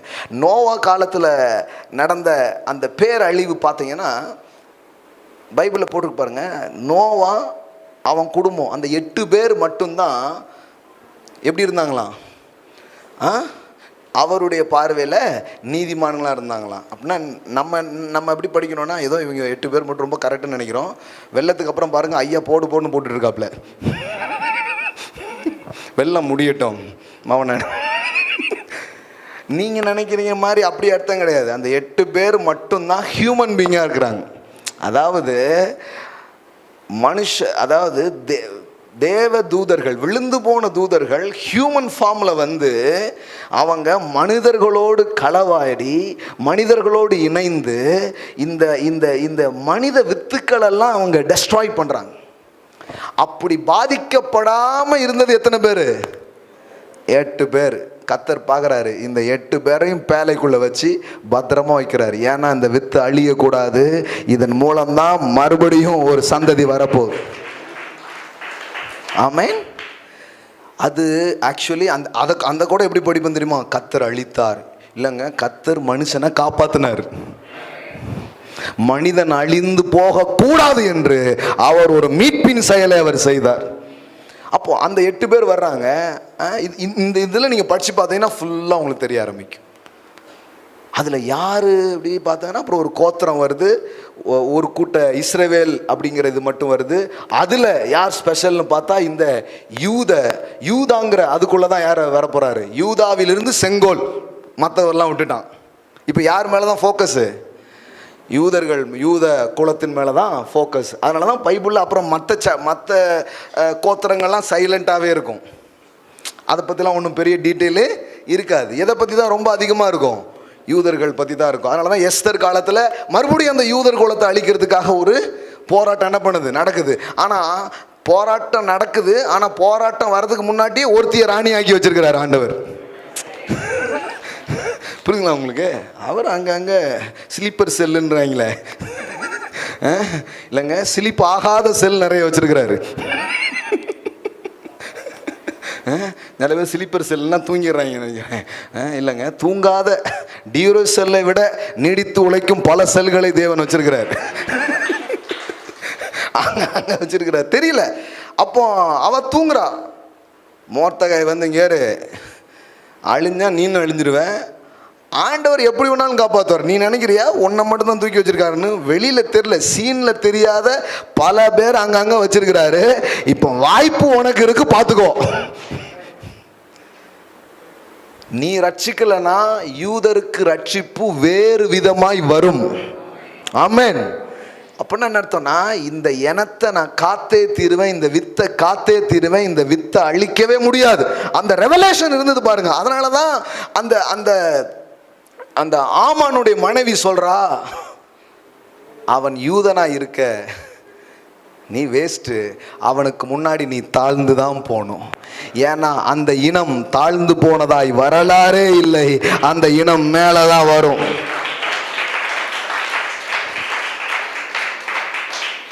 அவனுக்கு தூக்குமுறம் செஞ்சன்னா நீ தான் அதில் தொங்கணும். சொந்த செலவில் சூனியம் வைக்காதவே விட்டம்மா அவ்வளோ சொல்லி கேட்கல பாருங்க. கடைசியில் சொந்த காசுலேயே சூனியம் வைக்கிறான். அவன் ராஜா சொல்கிறான், அவன் இது வெட்டினதுலேயே அவனை தூக்கி போட்டுருங்க அப்படின்ட்டாங்க. நீங்கள் பார்த்தீங்களா? அப்புறம் தான் எலிஸ்தர் எழுந்து போய் பேசுகிறா, கதையை மாறுது, காரியம் மாறுதலாய் முடிந்தது. அந்த குளம் அழிக்கப்படலை, ஏன்னா அழிக்கப்பட முடியாது. அது மாதிரி தான் இன்னைக்கு நீங்கள், உங்கள் கனவுகள் அழிக்கப்பட முடியாது. தேவன் உங்களுக்காக வைத்த நோக்கங்கள், திட்டங்கள், எதிர்காலங்கள் அழிக்கப்பட முடியாது. சில போராட்டங்கள் வந்திருக்குது உண்மைதான், ஆனால் அழிவு இல்லை. ஆமென். நீங்க நிஜமான ஆவிக்குரிய யூதர்களாக இருக்கிறீர்கள். இப்போ உங்களை பார்த்து இந்த வார்த்தையை சொல்ல முடியும். நீங்கள் நிஜமான ஆவிக்குரிய யூதர்களாக இருக்க இவைகள் உங்களுக்கு முன் தாழ்ந்துதான் போக வேண்டும். என்ன வார்த்தை பாருங்க. மோத்தகாய் முன்பாக நீர் தாழ்ந்து போக தொடங்கினீர். ஒய்ஃப் இப்படி சொன்னா என்னத்துக்கு வருது? நீர் தாழ்ந்து போக தொடங்கினீர். அவன் யூத குலமானால் நீர் அவனை மேற்கொள்ளாமல் அவனுக்கு முன்பாக தாழ்ந்து போவது நிச்சயம். அப்போ என்ன மாதிரி ஒரு புரிதல் இருந்திருக்கு பாருங்க. இன்னைக்கு உங்களுக்கு தான் ஐ ஆம் இன் கிரைஸ்ட். ஆமென். யூதரை விட மேலான உடன்படிக்கையில் நீங்கள் இருக்கிறீர்கள்.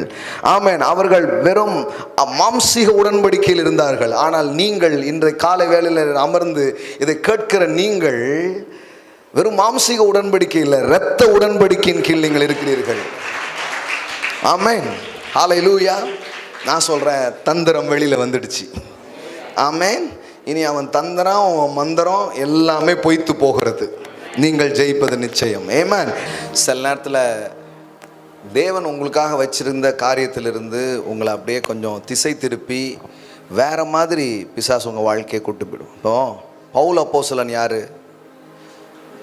எத்தனையோ மக்களை ஆறுதல் படுத்தி, சபைகளை கட்டி, எத்தனையோ பேருக்கு ஆசீர்வாதமாக இருக்கும்படியாக அழைக்கப்பட்ட ஒரு ஆள். ஆனால் இது வந்து பிந்தின காட்சி, இதெல்லாம் நமக்கு தெரியும். ஆனால் அதுக்கு முன்னாடி அவர் என்ன பண்ணிட்டு இருந்தார்? சபையை இடிக்கவும் மக்களை துன்பப்படுத்துறது தான் வேலை. அப்போ யாரை வைத்து ஆறுதல் படுத்தவும் கட்டவும் நினச்சாரோ அந்த ஆளை இடிக்கிறதுக்கும் துன்பப்படுத்தவும் பயன்படுத்திட்டு இருக்கிறான். விளங்குதுங்களா உங்களுக்கு? இது எப்படின்னா ரிவர்ஸில் போகுது, எல்லாமே எதிர்மறையாக போகுது. அப்போ நான் சொல்கிறேன், உங்கள் வாழ்க்கையில் இருக்கும் எல்லா எதிர்மறைகளும் அப்படியே ஆப்போசிட்டாக அது நேர்மறையாக மாறி போகிறது. எல்லாம் நேர்மறையாக மாற போகிறது. ஆமென். Okay, thank you. எல்லாமே நேர்மறையாக மாறப்போகிறது. எதிர்மறைகள் எல்லாம் நேர்மறைகளாக மாறப்போகிறது. ஒரே ஒருத்தர் மட்டும் ரொம்ப உங்கள் வீட்டில் ஆண்டவர்லாம் இல்லை, ரசிக்க அது என்ன இது அப்படின்னு கிண்டல் பண்ணிகிட்டே இருப்பார் பாருங்க. அந்த ஒரு ஆள் தான் சூப்பரான ஆளாக வர போகிறார். அந்த ஒரு ஆள் தான் சூப்பரான ஆளாக வருவார். சரி, சர்ச்சைக்கு போகணும்னு வந்துக்கிட்டு ஒன்றுமே இல்லாமல் ஒரு ஆள் உட்காந்துருக்கும், அது வேற. ஆனால் ஒருத்தங்க எதிர்த்துட்டே இருப்பாங்க, வேண்டாம் அதெல்லாம் இது என்ன இது என்னன்ட்டு.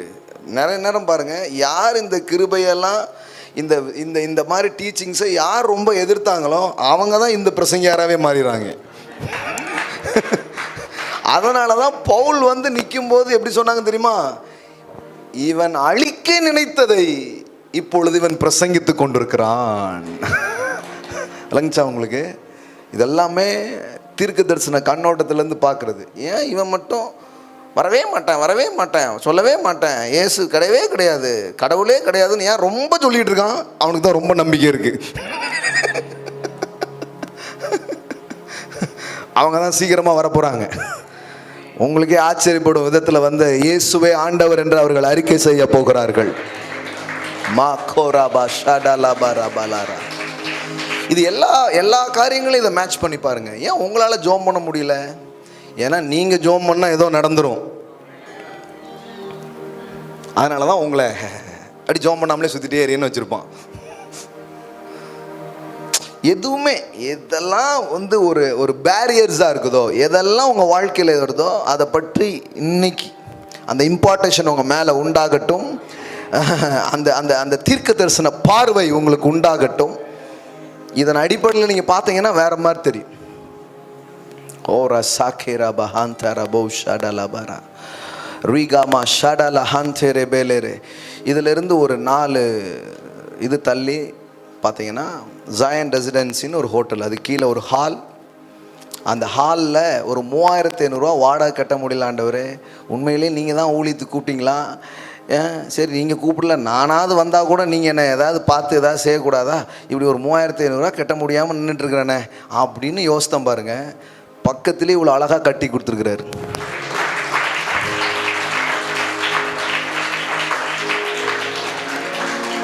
வேற எங்கேயும் இல்லைங்க, அதே தெருவில் நீ வெட்கம் அனுபவித்த சகல இடங்களிலே.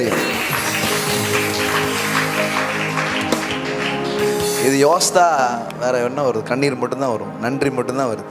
நீங்கள் நினைக்கிறீங்களா? எங்கே அவமானப்பட்டீங்க குறித்து வச்சுக்கோங்க. எந்த வாய் உங்களை ரொம்ப திட்டுச்சோ அந்த வாய் தான் உங்களை ரொம்ப புகழ்ந்து பேச போகுது. அந்த நாவுகள் குற்றப்படுத்தப்படும், அந்த வார்த்தைகள் மாற்றப்படும். கோரா சாகேனா மஹாந்தாரா பாலாரா சாகேலா பஹாசே டேலே போரோ கோட்டா லாபாரா பாலாரா காதாரா ரேபோ ஷாண்டா லாபாரா பாரா. ஒரு தீவாரு வந்து சொன்னாங்க, பவுலோட பயணம் பண்ணவங்க வந்து சொன்னாங்க, இவன் கொலை பாதகன் அப்படின்ட்டு. அதே வாய் தான் சொல்லிச்சு, இவன் தேவன். எந்த வாய் கொலை பாதகன் சொல்லிச்சோ அதே வாய் தான் இவன் தேவன் அப்படின்னு சொல்ல வச்சுச்சு. ஆமென். ஓடிப்போ மோசே, நீ எங்களுக்கு தலைவனாக இருக்க தகுதியற்றவன் எந்த ஜனம் விரட்டிச்சோ அந்த ஜனம் நீங்க தான் எனக்கு வேணும், உங்க தலைமை தான் எனக்கு வேணும்னு சொல்ற மாதிரி பண்ணிட்டார் ஒரு செயல். தேவனுடைய செயலின் முடிவுகளை நாம் கண்டிருக்கிறோமே.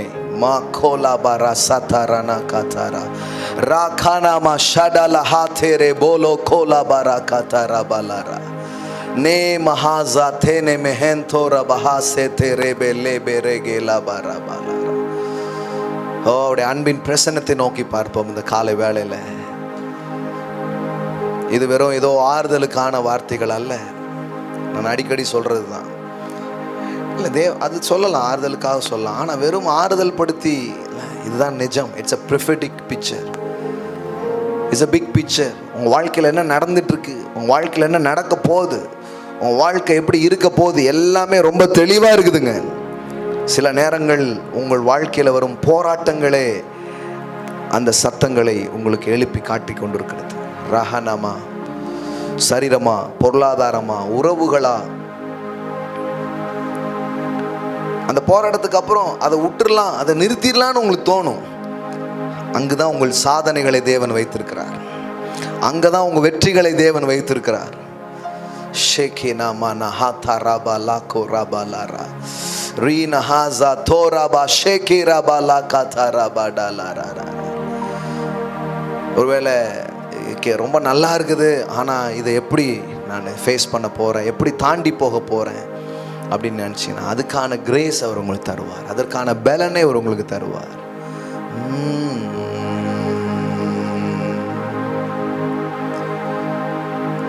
அதற்கான கிருபைகள் இந்த காலை வேளையில் உங்களுக்கு உண்டாக ஆரம்பிக்கும், அதற்கான ஞான வெளிச்சங்கள் உங்களுக்கு உண்டாக ஆரம்பிக்கும். தகப்பனே, இந்த காலை வேளைக்காக நன்றி. ஏதோ ஒரு வழக்கமாக ஒரு ஞாயிற்றுக்கிழமை கூடி அப்படிலாம் எங்களை வைக்கல ஆண்டவரே. நீர் எங்களுக்கு விசேஷமானவராய் இருக்கிறீர். இந்த இடத்தையும் இங்கே வந்திருக்கிற மக்களையும் விசேஷமானவர்களாக நீ மாற்றி இருக்கிறீர். அதனால் இன்னைக்கு காலையில் கடமைக்காக வந்தவர்கள் அல்ல, பெரிய காதலோடு இங்கே வந்திருக்கிறாங்க, பெரிய விருப்பத்தோடு வந்திருக்கிறாங்க. இந்த காலையில் நீர் அனுப்பின வார்த்தைகளுக்காக நன்றி, நீர் அனுப்பின வெளிச்சங்களுக்காக நன்றி. தேங்க்யூ அப்பா, thank you for the prophetic image. எங்கள் வாழ்க்கையில் வந்த எல்லா டேமேஜ்க்கு பின்னாடியும்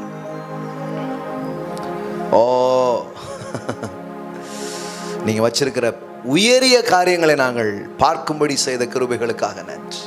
We love you Jesus. Jesus, we love you. Jesus, we love you. Daddy, we love you. Shekena mahasa thara bahatara balara ragabo shatala barakata rana katala bara shekla matala bara. நீர் நேசித்த இந்த குடும்பத்திற்கு, இந்த லாசருவுக்கு இப்படி நடந்து விட்டதே என்று சொன்ன ஒரு காரியம் மகிமையின் காரியமாய் மாற்றப்பட்டது. கல்லுகளை போட்டு மூடி முடிந்து போனதுன்னு வச்சிருந்தா கூட அவர் உங்க மேல வச்ச அன்பு நிஜங்கிறத அவர் நிரூபித்து காட்டுவார், நெடுவித்து காட்டுவார், நிரூபித்து காட்டுவார். தேவனுடைய நிரூபணங்கள் உங்கள் வாழ்க்கையில வர ஆரம்பிக்கும்.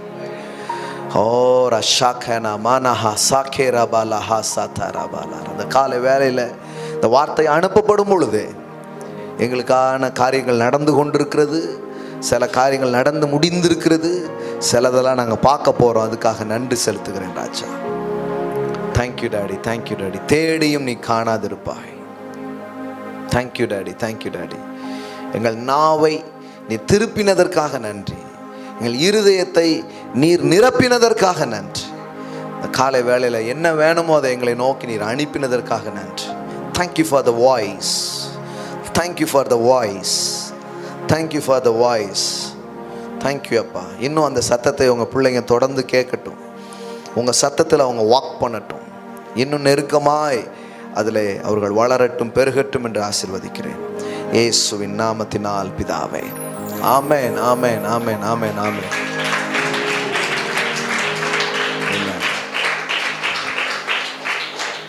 இது சந்தோஷமாய் நம்முடைய காணிக்கைகளை, நம்முடைய கனத்தை நாம் தேவனுக்கு செலுத்த போகிறோம். கத்தர்கடை நாம் கொடுக்க போகிறோம். அதில் தான் ஆரம்பித்தேன். அது எப்படியோ போச்சு பாருங்கள்.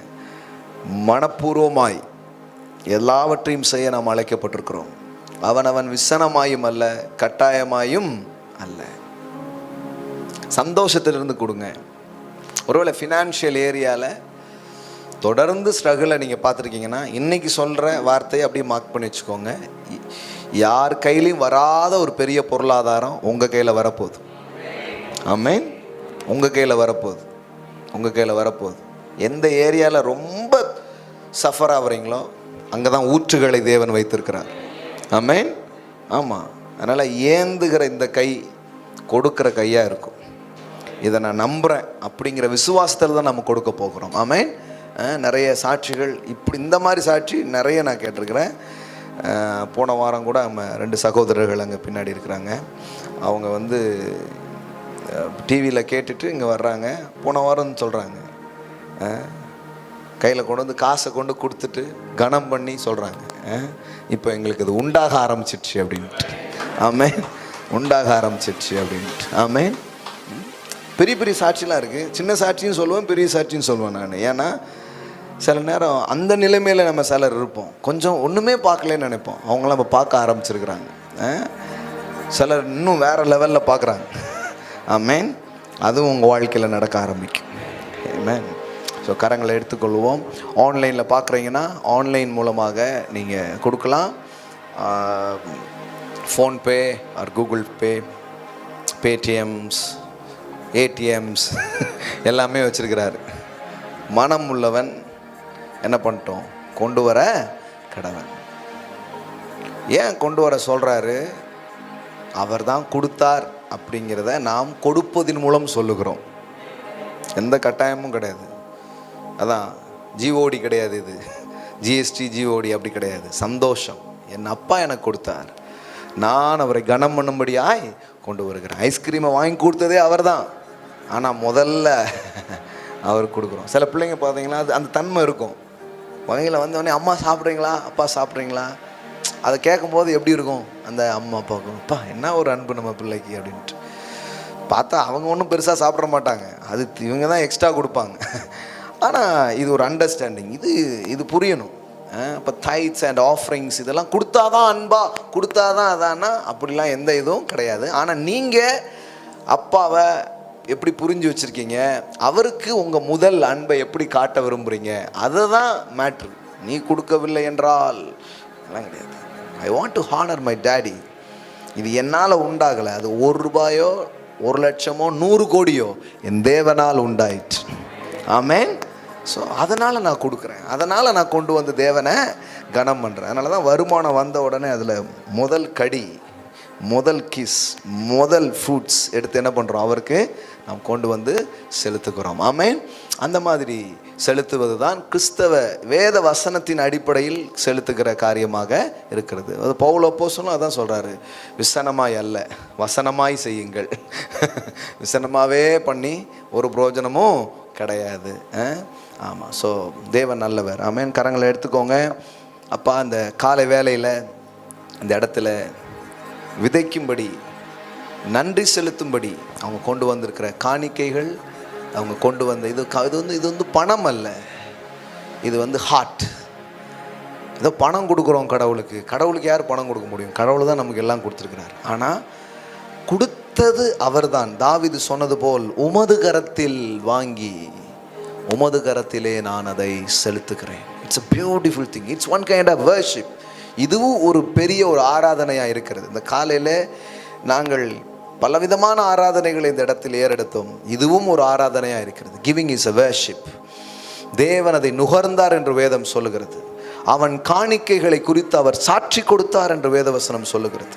Thank you daddy. இந்த இடத்துல ஏதோ நான் சம்பாதிச்சேன், நான் உண்டாக்குனேன்னு நினைக்கும் போது எங்களால் செலுத்த முடியாது. ஆனால் நான் உண்டாக்கலை, நீங்கள் கொடுத்தீங்க, அதனால் நான் உங்களுக்கு கொடுக்குறேன். என்னுடைய ஃபர்ஸ்ட் ஃப்ரூட்ஸ், என்னுடைய முதல் மரியாதைக்கு நீர் சொந்தம் என்று இந்த இடத்துல கொண்டு வந்திருக்கிற எல்லா பிள்ளைகளுடைய காணிக்கைகள், விதைகளை நான் ஆசீர்வதிக்கிறேன். அது பெருகுவதாக என்று நான் சொல்லுகிறேன். தேவன் அவர்களுடைய நீதியின் விளைச்சலை வர்த்திக்க பண்ணுவீராக என்று நான் சொல்லுகிறேன். ஒரு பெரிய பெருக்கத்தின் அபிஷேகத்தை அவங்க மேலே நான் பேசுகிறேன்.